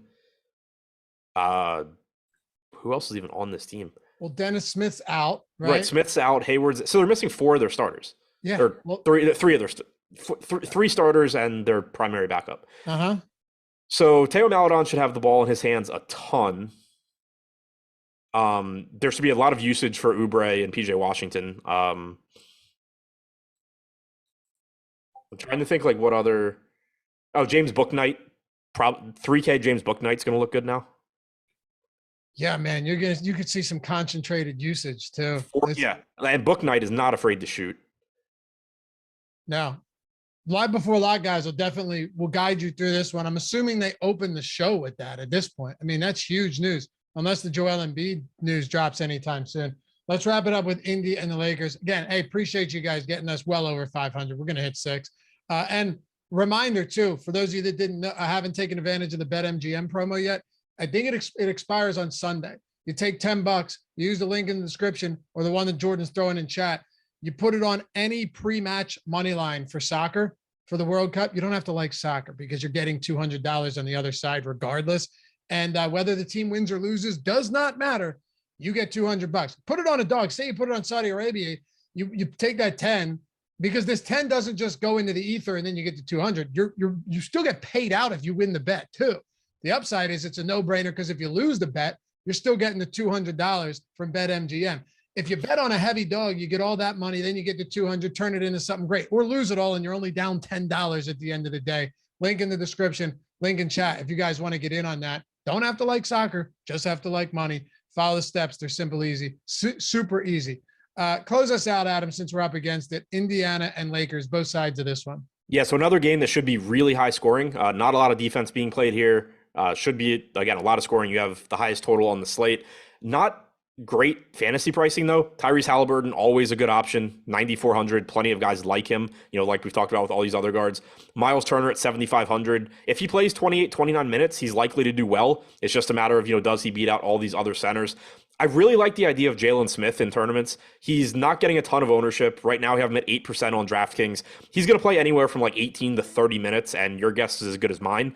But he's a fantasy point per minute guy in a good matchup. I'd like getting to guys like that with all that volatility at low ownership. So I do think he's really interesting to get to. Benedict Mathurin, sort of the same play, just for more salary, 5,800. If you get a game where Jalen Smith plays like 22 minutes, there's a good chance you're getting north of 30 from Mathurin, and he's a very good point per minute guy. So I like the idea of getting to either one of them. On the other side for the Lakers, tough to really like anything with Davis and James both probable. We know that they're going to dominate production, but they're also both pretty expensive. So they're cutting into each other. They're also going to take usage and production away from the rest of the team outside of whatever pieces of Davis and LeBron that you happen to get to. I think Schroeder is my favorite option from the Lakers just because he's only pulling 1% ownership. He's likely to play 30 to 32 minutes. He's in that same price range as Alvarado. Alvarado certainly projects better, but it's not like it's not like Alvarado is 40 times, 40 to 1 favorite to outscore Schroeder. So he's another guy where in individual lineups, you can throw him in there as a pivot. But again, Alvarado's much more likely to get there. Hey, follow Adam at Ship My Money DFS, me at Lafayette_D. Shout out to Jordan Klein, doing a great job producing as always. Jordan, can you take the 2 super? I know these guys hand a lot of super chats. Can you take these and give these to our live before lock friends so we don't shortchange the? All right, you guys that just super chatted us, Jorge and Jeff, just stick around for a couple minutes. They'll hit you on the other side. Appreciate you guys as always, and we'll catch you back here for the next one. Peace.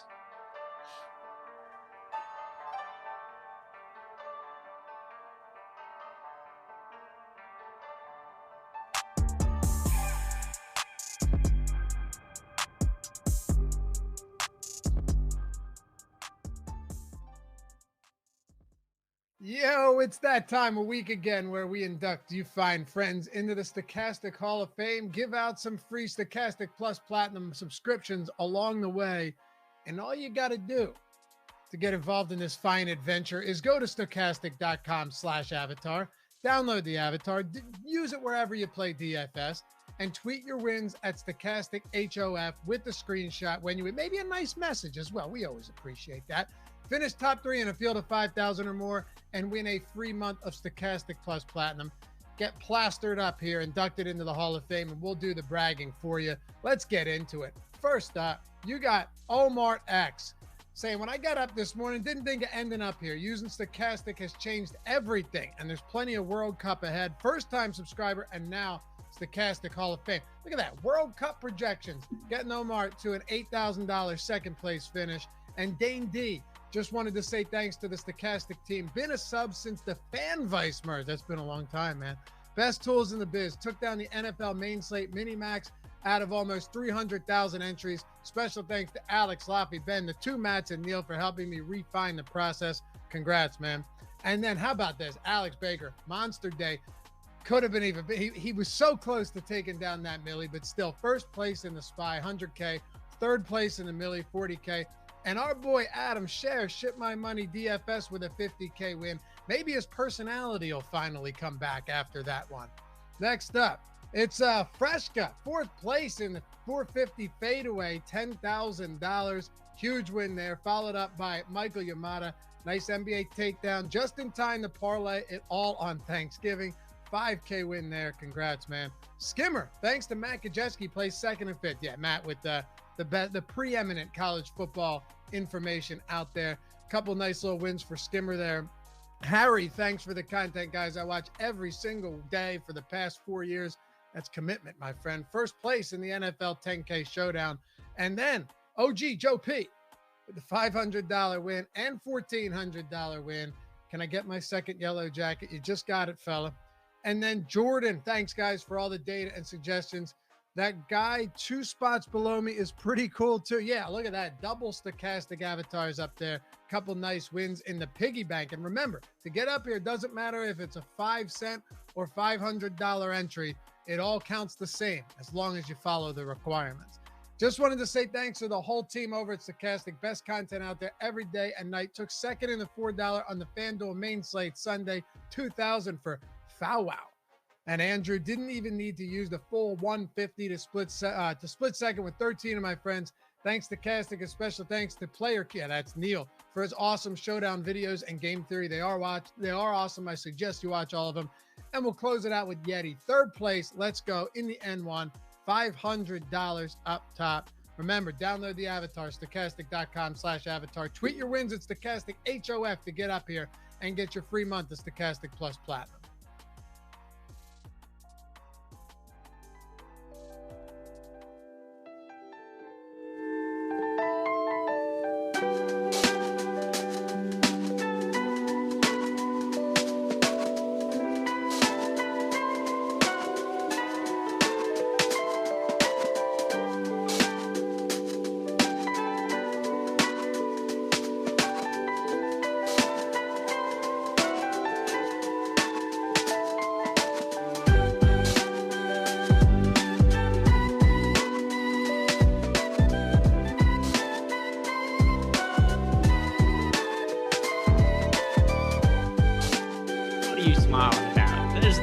women around here, Jordan Vaughn. I will have none of that. What is happening, everybody? Welcome to another episode of the Stokastic NBA Live Before Lock. For today, we are sponsored by No House Advantage. If you guys didn't like the video and subscribe to the YouTube channel for Adam and Lofty, now is the time to do it. Like the video and subscribe to the channel. I'm back here with Eric, and we've only done, one or two shows since you came back from vacation, so it's good. We're getting back in the groove, doing more shows together. We've got news dropping left and right. We just had Jaylen Brown ruled out. We just had Terry Rozier unexpectedly ruled out and Theo Maledon starting his place. So as per usual, the usual hustle. But most importantly, how are you doing, Eric?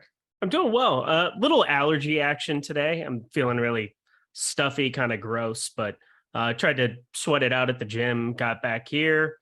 Just NBA, and I'm that's not a bad way to live your life. That's for sure. But not good when Theo Maledon's going to be a guy who shows up in a bunch of your lineups. I can tell you that. What an uncomfortable world we just landed in. Yeah, and it's funny because I know we've got some existing super chats that we're going to hit on. Lofty was too cool for us. Like, I'm not fucking doing these super chats. That'll be up to you guys to do, which I'm like, I will happily do them for the paying audience. Lofty wanted no part of it. So we're going to answer those as well as hit on the recent injury news. If anybody else has any follow-up questions, also in our Discord chat at me, and I'll be answering those as we go. But just immediate reaction to Theo Maledon starting in place of Terry Rozier.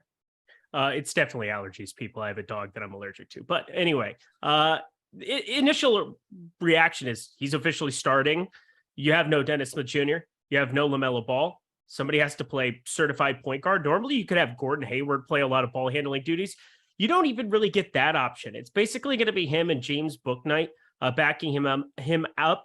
Bryce McGowens might play a little bit here. I mean, this is just such a wonky spot. And I will say, Terry Rozier gets ruled out. I don't think it's any surprise that Jaylen Brown got ruled out immediately after. Just throwing it out there. Felt like a little bit of a gimme. They've got to rest Jason Tatum on Sunday, because of an ankle injury, even though he looked great playing on Friday. So just certified rest day for him, certified rest day for Jaylen Brown. I think it's probably the correct move for everybody involved.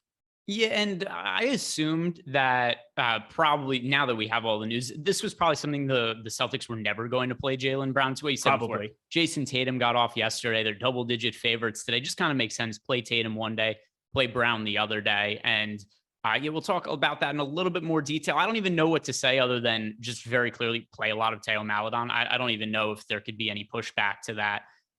Let's see if we have updated ownership for that yet. Because I think the pushback might be that it's hard for me to get away from Jose Alvarado still, and he's coming off a game where he wasn't as good. I mean, Jose Alvarado, unfortunately, is going to just be steamed. We've seen this multiple times where a guy gets written up throughout the day. He's showing up in everybody's lineups. People build lineups ahead of time, and most of the time, NBA people are a little bit more malleable. Shout out Maledon. That's pretty funny. But I'm looking at Jose Alvarado. I do want to pay close attention to the boom bust tool, kind of see where that ownership lands, because one is definitely a lot more secure and can get there a lot more ways. But Theo Maledon, right around a 0.85 fantasy point per minute guy, 3,600. He's no doubt a great play. I think I just like Jose Alvarado more when I'm assuming that the ownership is going to flip a little bit. Yeah, and once we get those ownership updates, I'll for sure circle back on that and tell you guys where some of these Charlotte players land, as well as everything going on with Boston. But first, let's get caught up on these super chats, Eric. And then I think we could also talk about some of the other players that might want to play from Charlotte. But first, starting with our guy, Jorge Jacomi, is it too much to ask that at the end of the show, you guys can go with your top 3 value options below 5K and your top 3 pay up options, por favor? Absolutely. We could do that at the end of the show. And it's kind of hard to know exactly who those players are going to be right now. And I know Jorge's asking us from a DK perspective, but I'll keep that in my back pocket and we'll go back to that in, let's say, 20, 30 minutes or so. And then we'll hit on that again from Jorge. The next question we have is from Jeff Williams. Who from Charlotte is blowout proof? Will no matter the score on DK? Okay, so is there anybody from Charlotte that you would consider to be blowout proof? It's such a weird question because, they're already double-digit dogs, and there's nobody that's blowout proof in the starting 5. I mean, I guess James Bouknight probably, because you need to have a guard on the floor. Yeah. James Bouknight, I mean, it's so weird to say that that's the answer, but like he's going to be in the rotation. And then if it does blow out, I would assume he's the guy on the floor. So because he's a rotational piece and he'll get thrown in, if I'm understanding the question correctly, that's sickly my answer. Maladon might even be blowout proof to an extent. Like, is there? He could be on the floor, and they could have him and Book Night on the floor in the fourth quarter of a blowout. Like, why not? It's not like because he starts, he's unplayable in garbage time. Yeah, he's generally garbage time player. And Rozier is going to come back. I mean, this is an illness now. This is an illness situation of why he's out for today. So he'll be fine to come back. I guess there's really nothing you're holding Teo Maladon, James Bouknight back for. But assuming Maladon's starting, which is what the news we just got. Yeah. So we'll see that starting 5 at some point during the show, right? Oh, wait, no, we don't have the extra half hour today, do we? Yeah. So we don't know. We don't know. It's totally up in the air because the reason there's no extra half hour, Monday night football. So we got the live before lock show for football on right after us. But in terms of like total blowout proof, it's hard. I could just say this. I'm playing a lot of Teo Maladon and I don't, it's not something I'm looking at and being like, oh, this game could be a blowout. I'm not going to play him. Yeah. He's the best piece of value we have. But again, I'm going to be paying very close attention to what happens with the boom bust tool, because I still prefer Jose Alvarado as I'm updating everything on my end. 4,300 for Alvarado. That $700 is pretty important on a slate like this, even on a 10 gamer, but I do assume we're going to get a little bit more value that shows up throughout the night, or at least I would hope so. I would hope something shows up, because otherwise it's really slim pickings. But as it stands right now, I do think he is the best piece of value. I just want to be paying very close attention to the ownership, because it's about to be a lot. Yeah, and we've got some more super chats in it. By the way, if you guys want access to all of the tools that we have over here, Eric and I talking about the ownership, talking about the boom bust tool, the player projections, we've got a deal for you. It's Cyber Monday, and in honor of that, you could get access to all of the tools we have over at Stokastic for just $5 for 1 week using the promo code THANKS. And by the way, if you guys have been waiting to sign up for this offer, if you've heard us mentioning it on shows, today is the last day to do it. So if you're not taking advantage of this offer, you're running out of time, because you've got, let's see, what is it? About 6 hours left, and then it's going to be the end of the day, Eastern time. So take advantage of the offer, sign up using the promo code THANKS. All of our tools, projections, every single sport, $5 for 1 week, 90% off the normal price. Now, getting back to some of these super chats that we have that have come in, Eric, one of them is from Ben Anthony. He wants to know Teo Maladon or Goran Dragic. That is Maladon for me. Maladon, not even in the same stratosphere. And then Avi Schreier wants to know Plumlee or Richards on FanDuel. So for me, that is Plumlee. And I think it brings up an interesting point as well. So I'm going to let you answer his question, but then just who are the other peripheral players that now benefit from the Hornets? So I prefer Plumlee to Richards. How about you? I prefer Plumlee to Richards as well. Although Richards isn't going to pull any ownership, and that's always appealing for a guy who can get there at a fantasy point per minute rate. He's over that for the season 1.07 fantasy points per minute, almost identical to Plumlee. If this game gets wonky, which there is a good chance that happens, Nick Richards, blowout proof. There you go. That there's another one that could get thrown out there. Then we have Kai Jones. Kai Jones. Back then, Hose didn't want him. Now he's hot. Hose all on him. He's 3,300. He played a ton of minutes there, sitting at 28 minutes. He's not a high usage guy, but my God, double potential. He can board it. I'm trying to remember where he went to college. Texas, I think it was. He was in the Big 12, I know. But Kai Jones is a decent enough basketball player. We have never really seen any sample outside of that last game. Again, 28 minutes from the clouds against Minnesota. That's something that's at least appealing again in a blowout potential. He's projecting like outrageously well in our last run. I don't think I'm that bullish on him as what I'm looking at, but there are a lot of pieces in play from the Charlotte side. 281-330-8004. Get Muck Jones up on the low. Let's listen. I get some of your references every once in a while. It's the one phone number, whoever's phone number that actually is. That has to be the most dialed phone number. 8675309. Not close. Jenny, who can I turn to? I'm telling you. Don't know that song?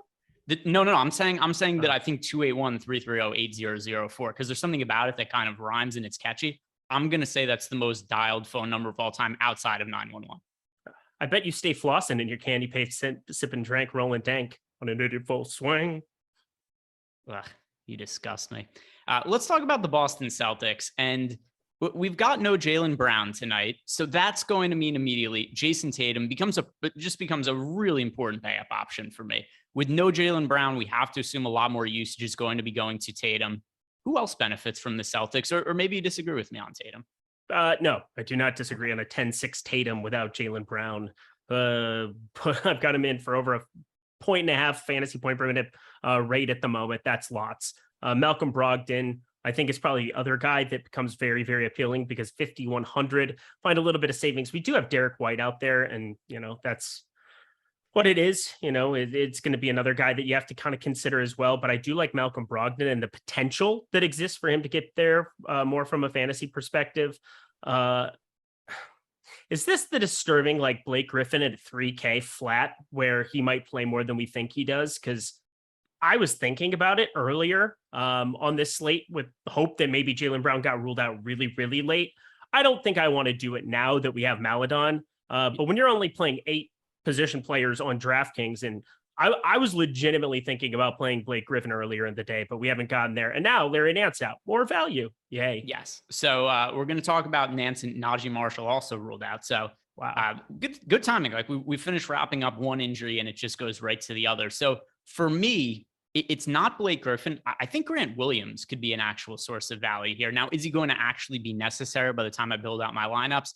Probably not, but he's the guy, at least from a points per dollar sense, that I think on the low end makes the most sense for the Celtics. I still don't think that means I get Grant Williams is 5,500 on DraftKings.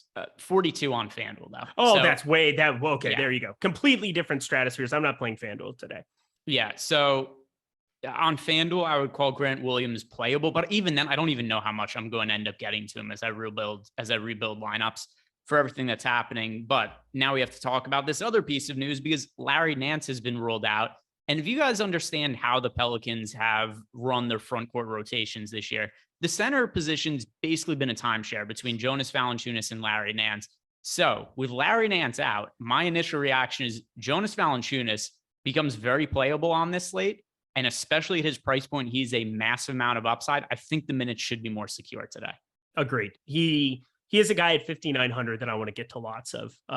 We'll see what that happens to the ownership. We had him around 10%, but that was always going to be a piece that I wanted to get to. If we saw Larry Nance out, I think it's just a little bit of a bonus to get Najee Marshall out too.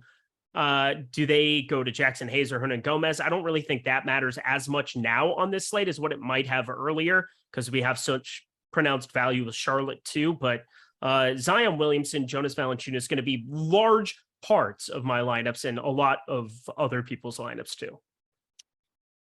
Yeah. And I mean, let's see when it comes to Larry Nance. Have we seen him miss? Let me just pull up and see if there's any other games he's been out of recently. I just want to pull up the minutes because I think there was a game that he missed. Here it was. All right. November 9th against the Chicago Bulls. I want to pull up the box score from that game and see what happened there. So we had no Larry Nance. Valanciunas played 30 minutes in that game. Then we had 33 from Ingram, 28 from Herb Jones. Zion played 31. Yeah, I think we can feel pretty good about around 30 from. Oh, Brandon Ingram just rolled out. So he was already coming out, but now officially out. Officially, yeah. But I think just the fact that we got 30 out of Valanciunas in that one game, I wanted to make sure we had that one data point to go look at and make sure nothing weird happened with the backup center minutes. Valanciunas, I think my favorite overall center play on the slate now. Same. Yeah, I was going to always jam him if we got Larry Nance out. So I feel, again, this is kind of a disappointing thing. Again, Blake Griffin not in play for me anymore, just to reemphasize. That was I am looking for value. He's 3K flat. And if I get a late Jaylen Brown ruled out, Al Horford's already out. I thought there was a chance in like 20 minutes or 18 minutes that might have been existing there for him, but I don't think he's in any way, shape, or form necessary now with all this other value. I guess, who do you think plays some of the backup minutes there? Because, like, let's say Jonas Valanciunas gets in foul trouble. Hernan Gomez is a great fantasy point per minute guy. We've seen multiple times in very limited minutes where he could go out and just smash. If Zion Williamson gets in foul trouble, there's a possibility where Jackson Hayes might get on the floor even alongside Valanciunas. We saw that in the starting lineup a couple times last year. Who do you think plays the backup minutes there? I'll say Hernan Gomez, although actually I think Zion could play more center minutes. Yeah, I think that's a strong possibility too. It's a tough thing to get a gauge on, but I will say 3K flat Hernangomez is not the dumbest thing that I've ever recommended on one of these shows. I'm just saying, he's over a fantasy point per minute guy. You could get something wonky with OKC. There aren't that many bodies available when you're talking about bigs there. I mean, you have Valanciunas, Zion, Hernangomez, Jackson Hayes. Garrett Temple probably plays a lot more minutes. I got to kind of shore up what I'm going to be doing with him now. Dyson Daniels at 3,300 is interesting, but like if something happens to Valanciunas, I think Hernangomez is probably the main beneficiary. And I think that's at least interesting. It's so weird to recommend that on a 10-game slate though. So I will say that's probably going to change, but I just have it on my radar right now. We just got a whole bunch of super chats. We'll start answering some of these. Thank you guys very much for all the support. We appreciate it. First from Avi Schreier. I locked Gary Harris on FanDuel at small forward. Is that bad? Yeah, I think that's bad. It's really bad. It's not great. I mean, not great, Bob. Not great. The next super chat is from Skylar Bernard.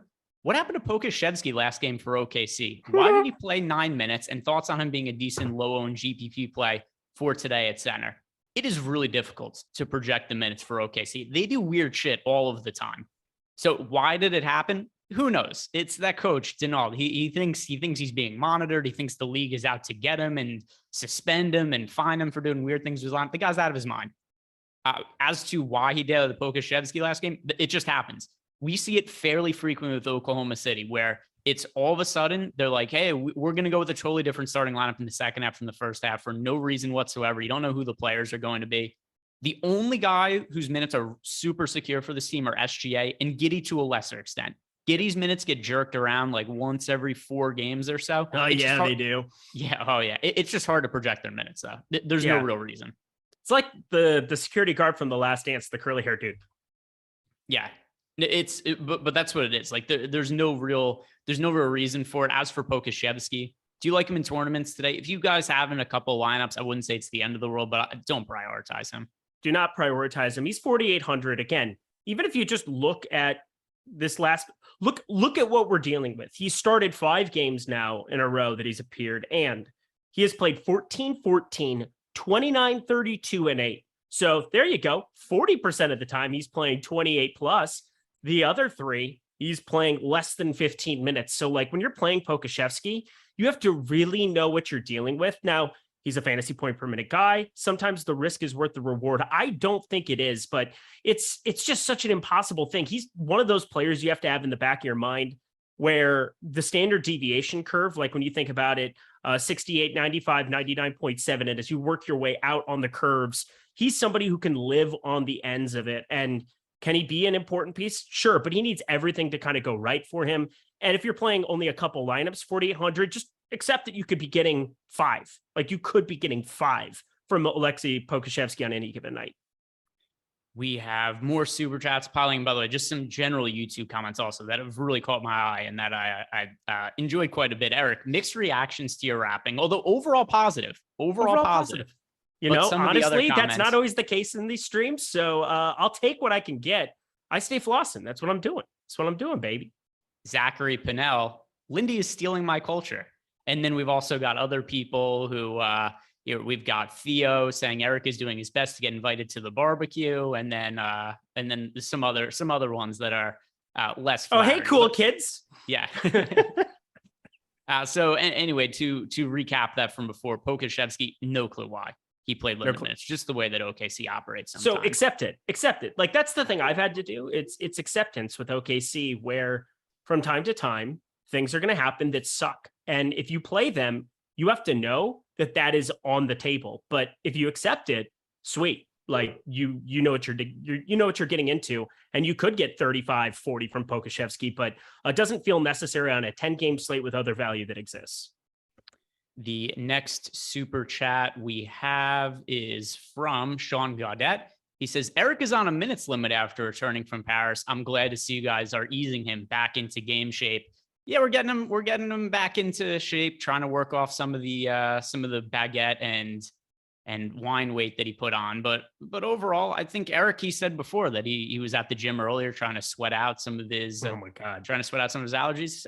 He's good. We've got Eric back in the mix here. Yeah, Super cheese. My God, the cheese. It's so good there. It's like, I'm not even like a diehard cheese person. I know there's people who exist who just love cheese and eat it all the time with everything. I've never been that guy. My God, it hits different in France.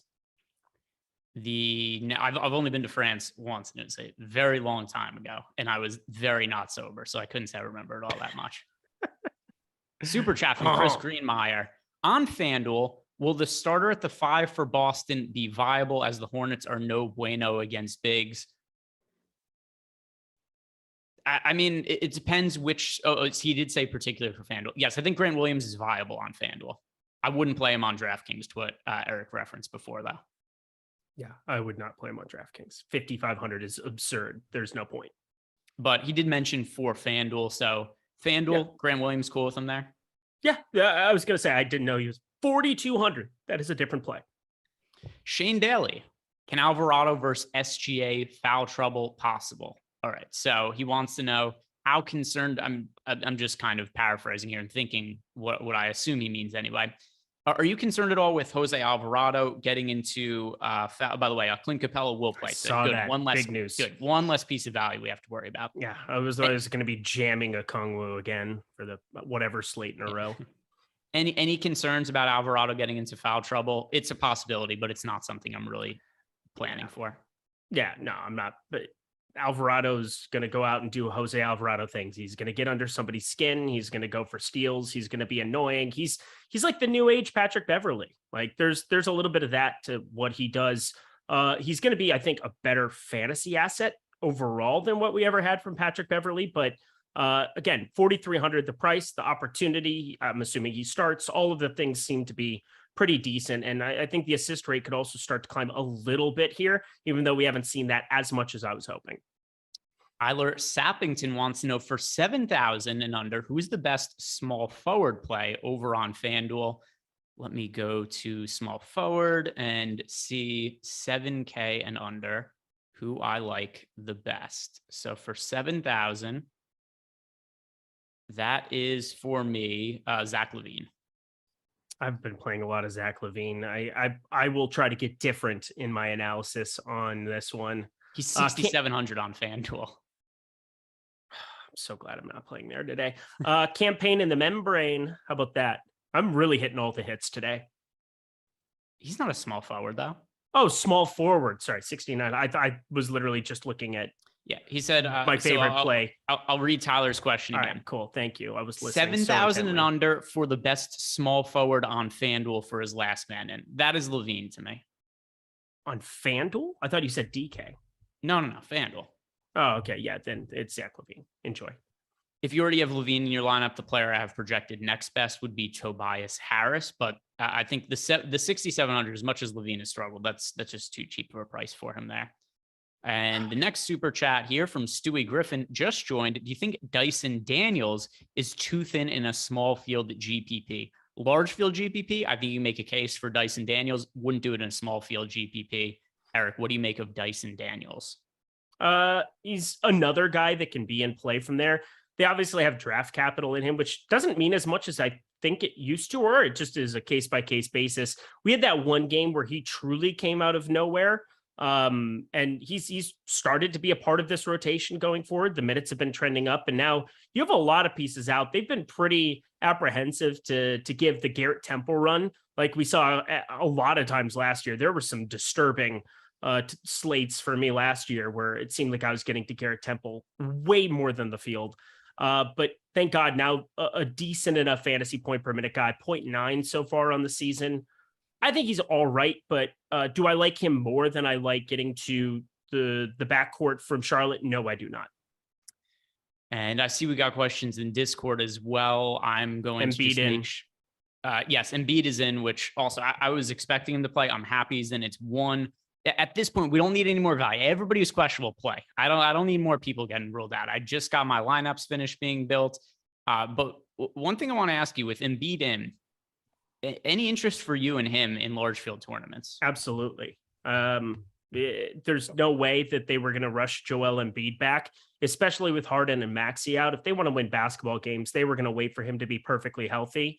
And anytime you have that Q tag and there's that question mark on whether or not they're good to go, people don't play him as much. That game locks in 28 minutes. I think we've got him in for what? I know he was double-digit projected ownership, 13.7%. That is going to be about where he comes in at, I would assume. Maybe people jam him quick. It depends on what stakes you're playing. In low stakes, I got to assume he's still going to be pretty not popular. Joel Embiid, though, definitely a guy at 10-8. No way, without Maxey, without Harden, that I'm not going to get to a lot of him. All right, let's hit on some of these questions that have come in through our Discord channel. Now, one of the perks of being over at Stokastic and signing up with our promo code THANKS, where you get all our projections for $5 for a week. You also get access to our Discord channel. Hef Love, where's Seth? Is he still wishing his wife's boyfriend? Is he still washing his wife's boyfriend's Thanksgiving dishes? Yes, with his tongue. But Seth also asked us another question, which is picking up my wife and boyfriend from the airport after their getaway to the Bahamas over the weekend. Great idea to lock Zion. I'm getting to a lot of Zion as I'm running my lineups right now. So, Seth, if you're just playing a handful of lineups today, I do not have an issue with Zion being in all of them, if not the majority of them. I love Zion. Yeah, my highest investment of any bet, and bets have been running hot in the old Odd Shopper Premium Discord. Let me just tell you, it's been nifty. Zion Williamson over 27.5 points. That's bolstered even more. Again, no Larry Nance, no Najee Marshall. They're going to have to bring other ancillary options. And I don't think it affects his minute ceiling all that much. But let me just say, the guy is going to be one of the best fantasy point per minute rate guys by season's end. And that's already taking into account if you had Brandon Ingram and CJ McCollum on the floor with him. Without them, expect big things. And he's sub 8K. It's a broken tag on DraftKings, 7,900. He is currently my highest owned player above 5K. Yeah, I think that makes a whole lot of sense. He's somebody who's going to just benefit a whole bunch from all of the players that are, well, not all the players, but so a couple things. Brandon Ingram being out, more usage going to Zion. And then in addition, with the absence of Larry Nance, there's the void in the front court, potentially more minutes. Everything lines up well. So I think it makes a whole lot of sense to get to Zion. I know sometimes you and your wife's boyfriend have some differing opinions or controversial takes there, Seth, but I'm on board with this one. I think you guys have got a good thing working there. Yeah, I was going to say embrace it. Is Noel still a core DK cash play? No. Who? Jalen Noel. No, not even. He is such a different play. Again, an hour ago, we didn't have anything besides him and Alvarado at the guard position to have for value. Now we have Teo Maledon. Now we have Kelly Oubre, who is going to just show up in more lineups. We have Malcolm Brogdon, who is a big part of my lineups as well. I'm getting to almost no Jalen Noel now. He's just, I get that the minutes could maybe spike in some kind of way, shape, or form, but they got blown out. I think he was kind of a benefit of some of that extra run. He it's just been, it's been tough sledding here since the 28th of October. He's played in 17 games, I believe it is. He's put up over 20 fantasy points once. And now you have almost the same situation here in Minnesota as what you have. There's still no Jordan McLaughlin, and that shows up. Austin Rivers has been starting. He's not a fantasy anything. Jalen Noel, I think I would have had to play some of, but now we got Maledon. Alvarado always made sense to me. I just don't have guard spots for him. Gotten interesting. You and I talk about late swap a lot. So I do think this is an interesting point that Stephen Leibowitz brings up as we just talk about the slate as a whole, because he's saying that he's concerned that he's not getting anything past the Pelicans game. And he doesn't really have a lot of flexibility for late swaps in his lineups. He wants to know, is that the same for us? And is that concerning at all? Not really, because I think the value is so strong in those first few games, particularly on the Pelicans and on the Charlotte Hornets. I think it's very unavoidable. I wouldn't be throwing lineups in. Like, I know that Markkanen maybe has a chance to not play, but like, I'm not holding my breath and saying like, oh, maybe I could get to a Utah guy in case of that. I think we should be loading up on the early games today. Yep. I think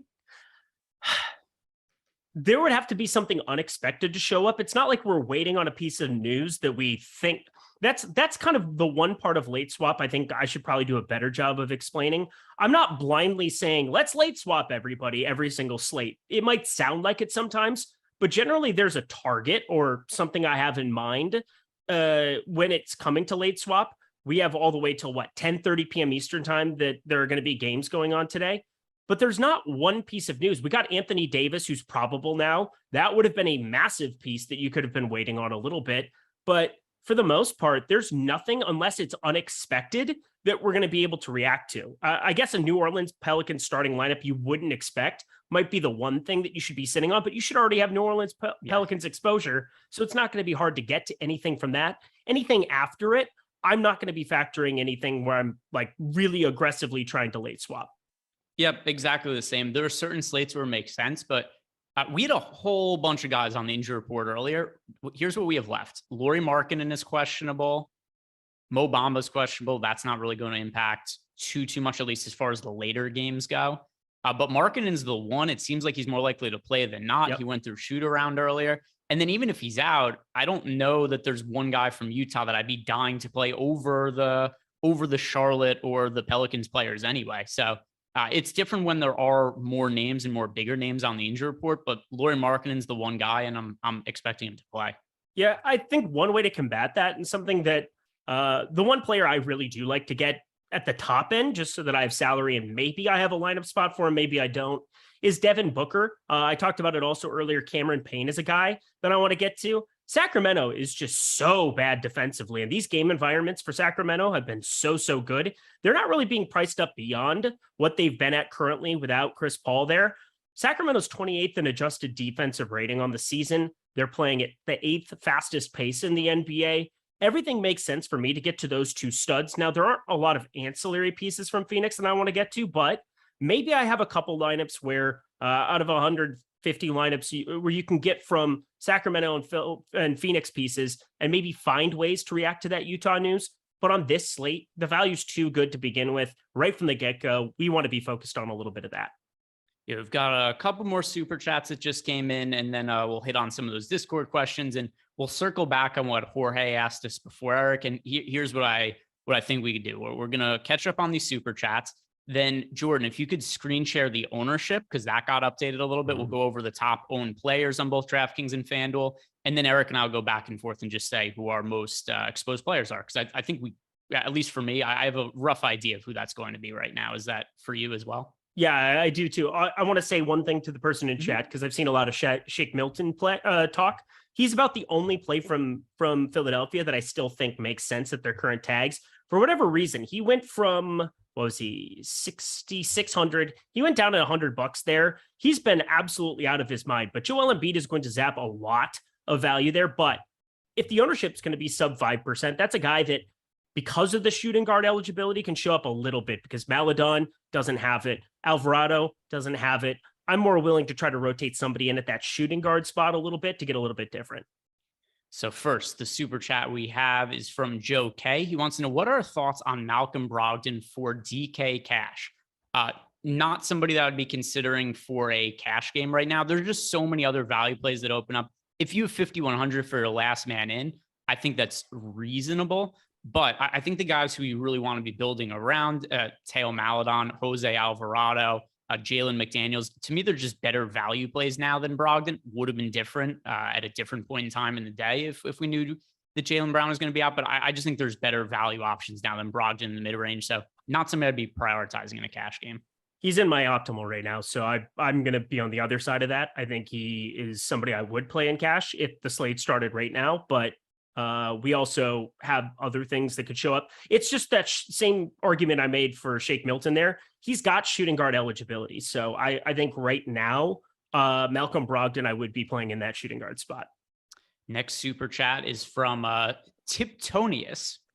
Kelly Oubre, Teo Maledon, and Fred VanVleet, or Darius Garland, Jose Alvarado, Mikal Bridges. That is the Oubre, Maledon, and VanVleet combination for me. Agreed. The Fred VanVleet one's a little bit interesting now because he's 7,700. He's sub 1%, and we have Scotty Barnes in, but you do get Pascal Siakam limited. Now, what does that mean? We don't have a number. We don't have a minutes limit from my understanding is what I'm looking at the report and looking at everything else. We don't know what that is. We just know he's going to quote unquote be limited. Maybe Fred VanVleet can still take something off the top at 7,700. It's just a very thin play, I feel like, on this slate now. Eric Traub wants to know who are our top 3 Hornets values on DK. I personally prefer Murder Hornets because this slate is killing me. Okay, so Teo Maledon, easy number one. Right? Easy number one. Easy number one, Teo Maledon. Then I'm going to say Jalen McDaniels. Yep.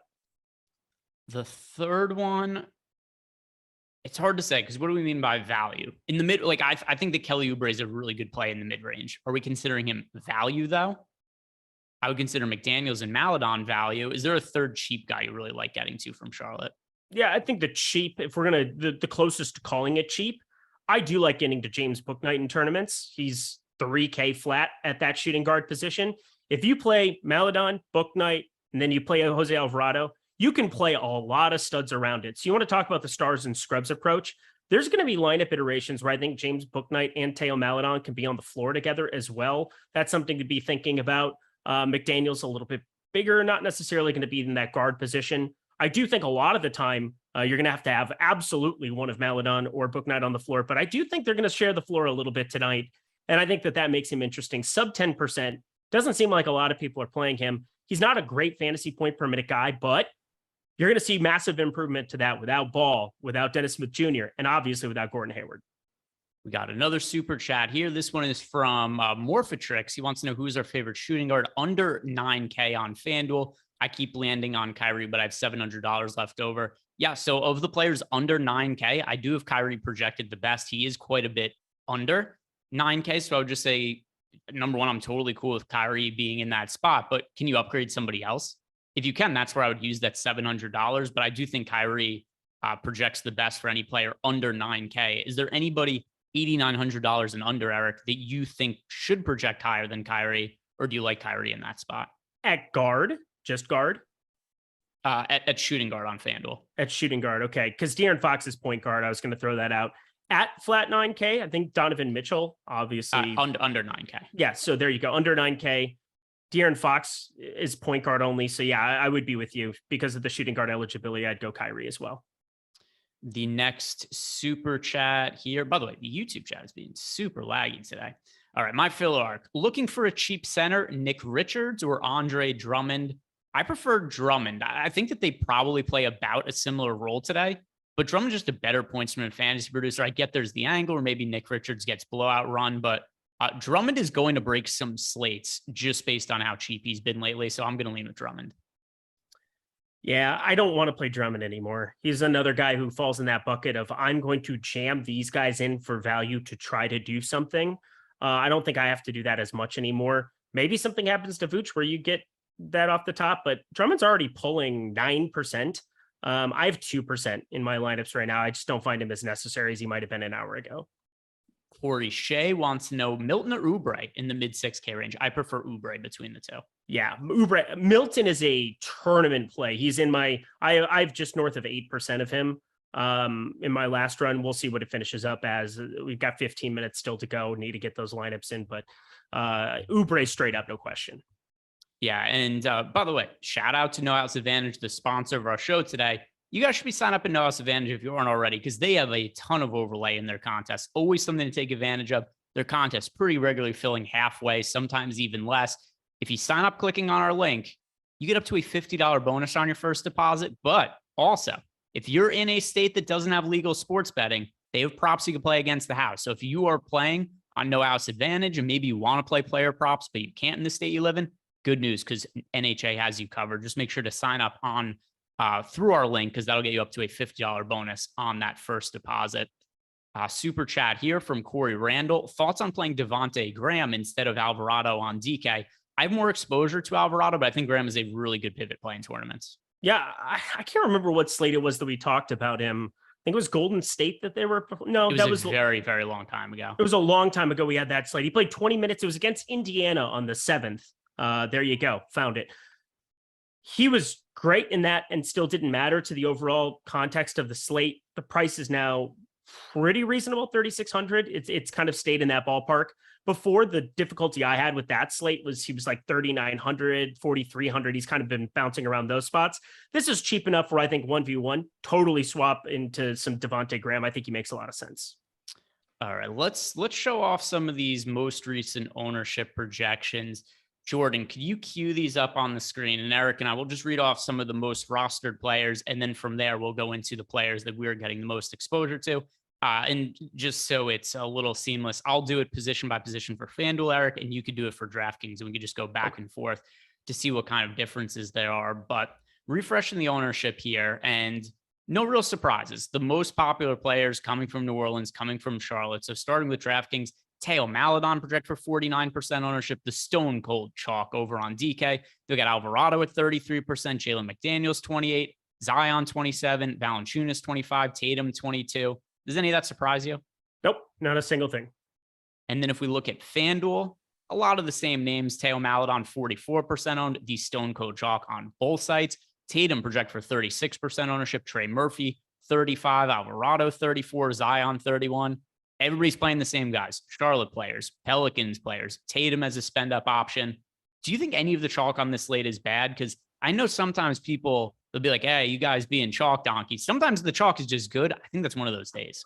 Yeah, for me, the one guy that I was thinking about getting away from a little bit because of the price point is Kelly Oubre. If they get in a kind of game script where they just get the doors blown off of them, that's a lot of dead weight. But he's only at 21%. I was kind of expecting him to get steamed up even more as a consequence of having no Terry Rozier. It doesn't look like that's the case. If we get to the flip and he's like 30%, I'll be a little bit upset that I have 28% of him. But as it stands right now, if he's going to be 21%, that's just a guy that I think you want to be overweight to as well. So yeah, he would have been the one guy I made a case for getting away from, but I can't do it at 21%. Some more super chats. First from Tiptoeiness. Does Kelly Olynyk have any value tonight on FanDuel? Also, big props to you guys. Been watching for a little over a year now. Thank you very much. We appreciate it. And anybody else wants to support us in the easiest way possible, like the video and subscribe to the YouTube channel. Kelly Olynyk. I'm uploading my FanDuel lineups right now. So here's what's really interesting about Olynyk. I think he's a pretty good play as is, power forward and center eligible on DraftKings on a FanDuel at $5,300.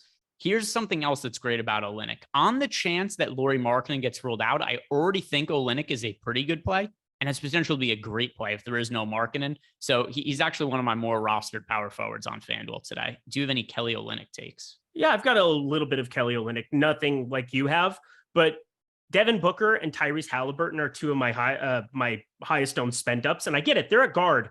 Oh no. Well, I can play Maledon. I can play Book Knight at shooting guard. I can play Alvarado at the other guard, and I still have another roster spot in a lot of these places. And I'm choosing it on getting to those guys. I should have some kind of maneuverability. It really depends on when that news drops. If it drops before 8 p.m. Eastern time, before that Pelicans game, it should be really easy for me to get to some Kelly Olynyk away from how much, I mean, I have so much Zion Williamson. I have so much Jonas Valanciunas. I would just turn that into as much Kelly Olynyk as I could to be a complementary piece and still have a lot of those other two too. But as it is right now, I have 10%, nothing crazy. Yeah, I have a little more than that, but to me also, I do like, because we were talking about late swap before. And like I said, it just makes sense to me from a standpoint of, I already think that he's pretty serviceable, but it's potential to be a really good play if the news was to break that way. Jared Vanderbilt would also be just an absolute jam for me while we're talking about that. Again, Olynyk is there at the center spot.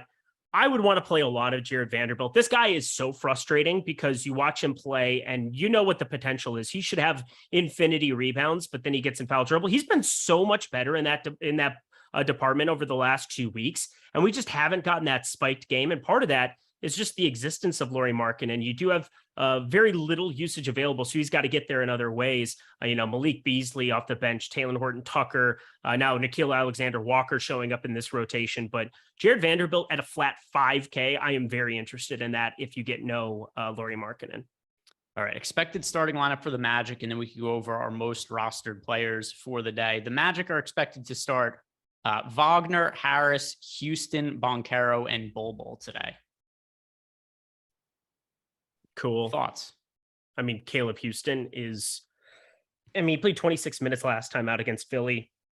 Looks serviceable. Do I expect that to happen again? Nobody is 3,100. And now, again, starting, that's pretty wild. But yeah, no Chuma Akiki. I'm not super surprised. It's just, there's a lot of guys still there. They've gotten enough of these guys who have come in and played minutes. I mean, they're still walking wounded. We're waiting on Mo Bamba news. He's a game time decision, by the way. Oh, okay. Thank you. I don't think I can play any of this Houston character. I can't do it on this slate. But he is at a small forward position that doesn't really have a lot of value at the moment. And I don't know. I don't know what to make of it. I just think it's unnecessary. We Same, have yeah. we have so many guys to go to on this slate that I just don't think we have to go there. Okay. I'm just updating. I mean, we had him for 16 and a half minutes here at Stokastic. I'll put him up to 24 and see what that does to him. But he's a 0.5 fantasy point per minute guy. Like this is not necessary. All right. So let me pull up the super chat and see if it's one that we answered or not. The Olynyk one, we answered. Here we go. So here was one from Jeff Balistreri, who wants to know, do you all set a minimum projection and maximum ownership as settings in Fantasy Cruncher? I've been trying to find ways to make my lineups more contrarian in my MEME process. I don't. There's nothing like that I set specifically. Do you, Eric? No. So there you go. In terms of, here's the way that I think it makes most sense to be contrarian. If you go to the boom bust tool, I would say try to find some players that you like that are projected as being positively leveraged and give them a thumbs up in Fantasy Cruncher. I think that's an easier way to do it than trying to set specific ownership caps.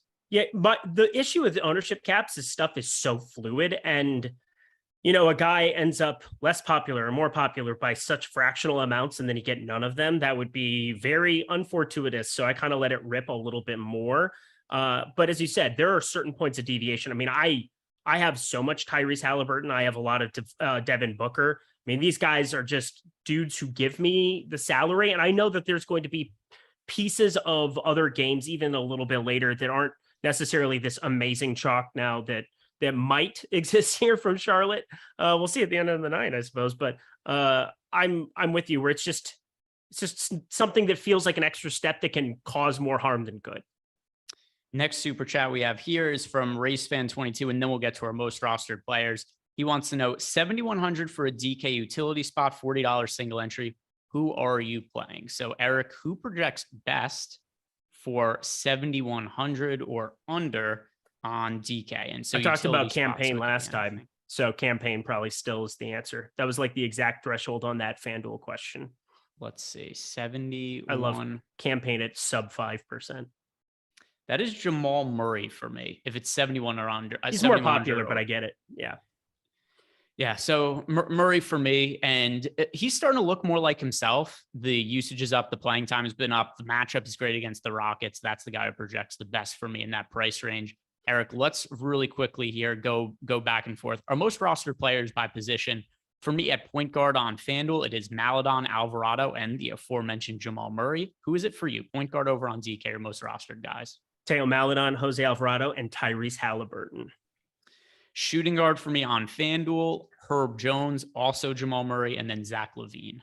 DraftKings, Malcolm Brogdon, Kelly Oubre, James Bouknight, Devontae Graham.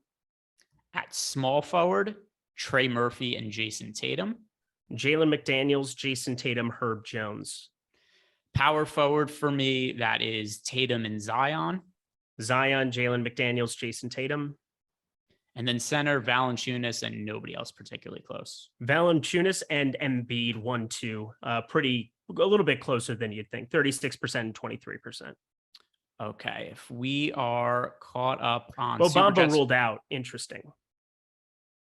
I guess that shouldn't be all that surprising to us. I'm going to wait until after lock to make updates to that. But yeah, I will. If he wasn't starting, I guess we should have just assumed he wasn't going to be playing. So make sure he's not in any lineups because he's not going to be there. Does that change any of the Caleb Houston or anything for you? I'm probably going to end up getting to more bowl now. Yeah, it was pretty much a bowl situation for me.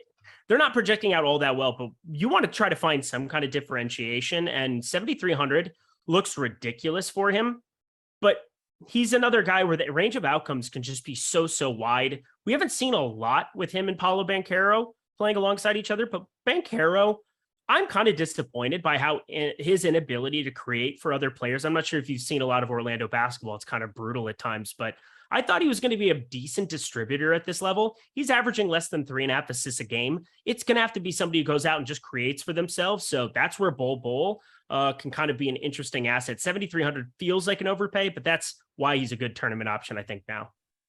Jermaine Dorsey has left a super chat. There is no question there, but let's see. Oh, here we go. Who do you like for showdown from the Lakers-Pacers game?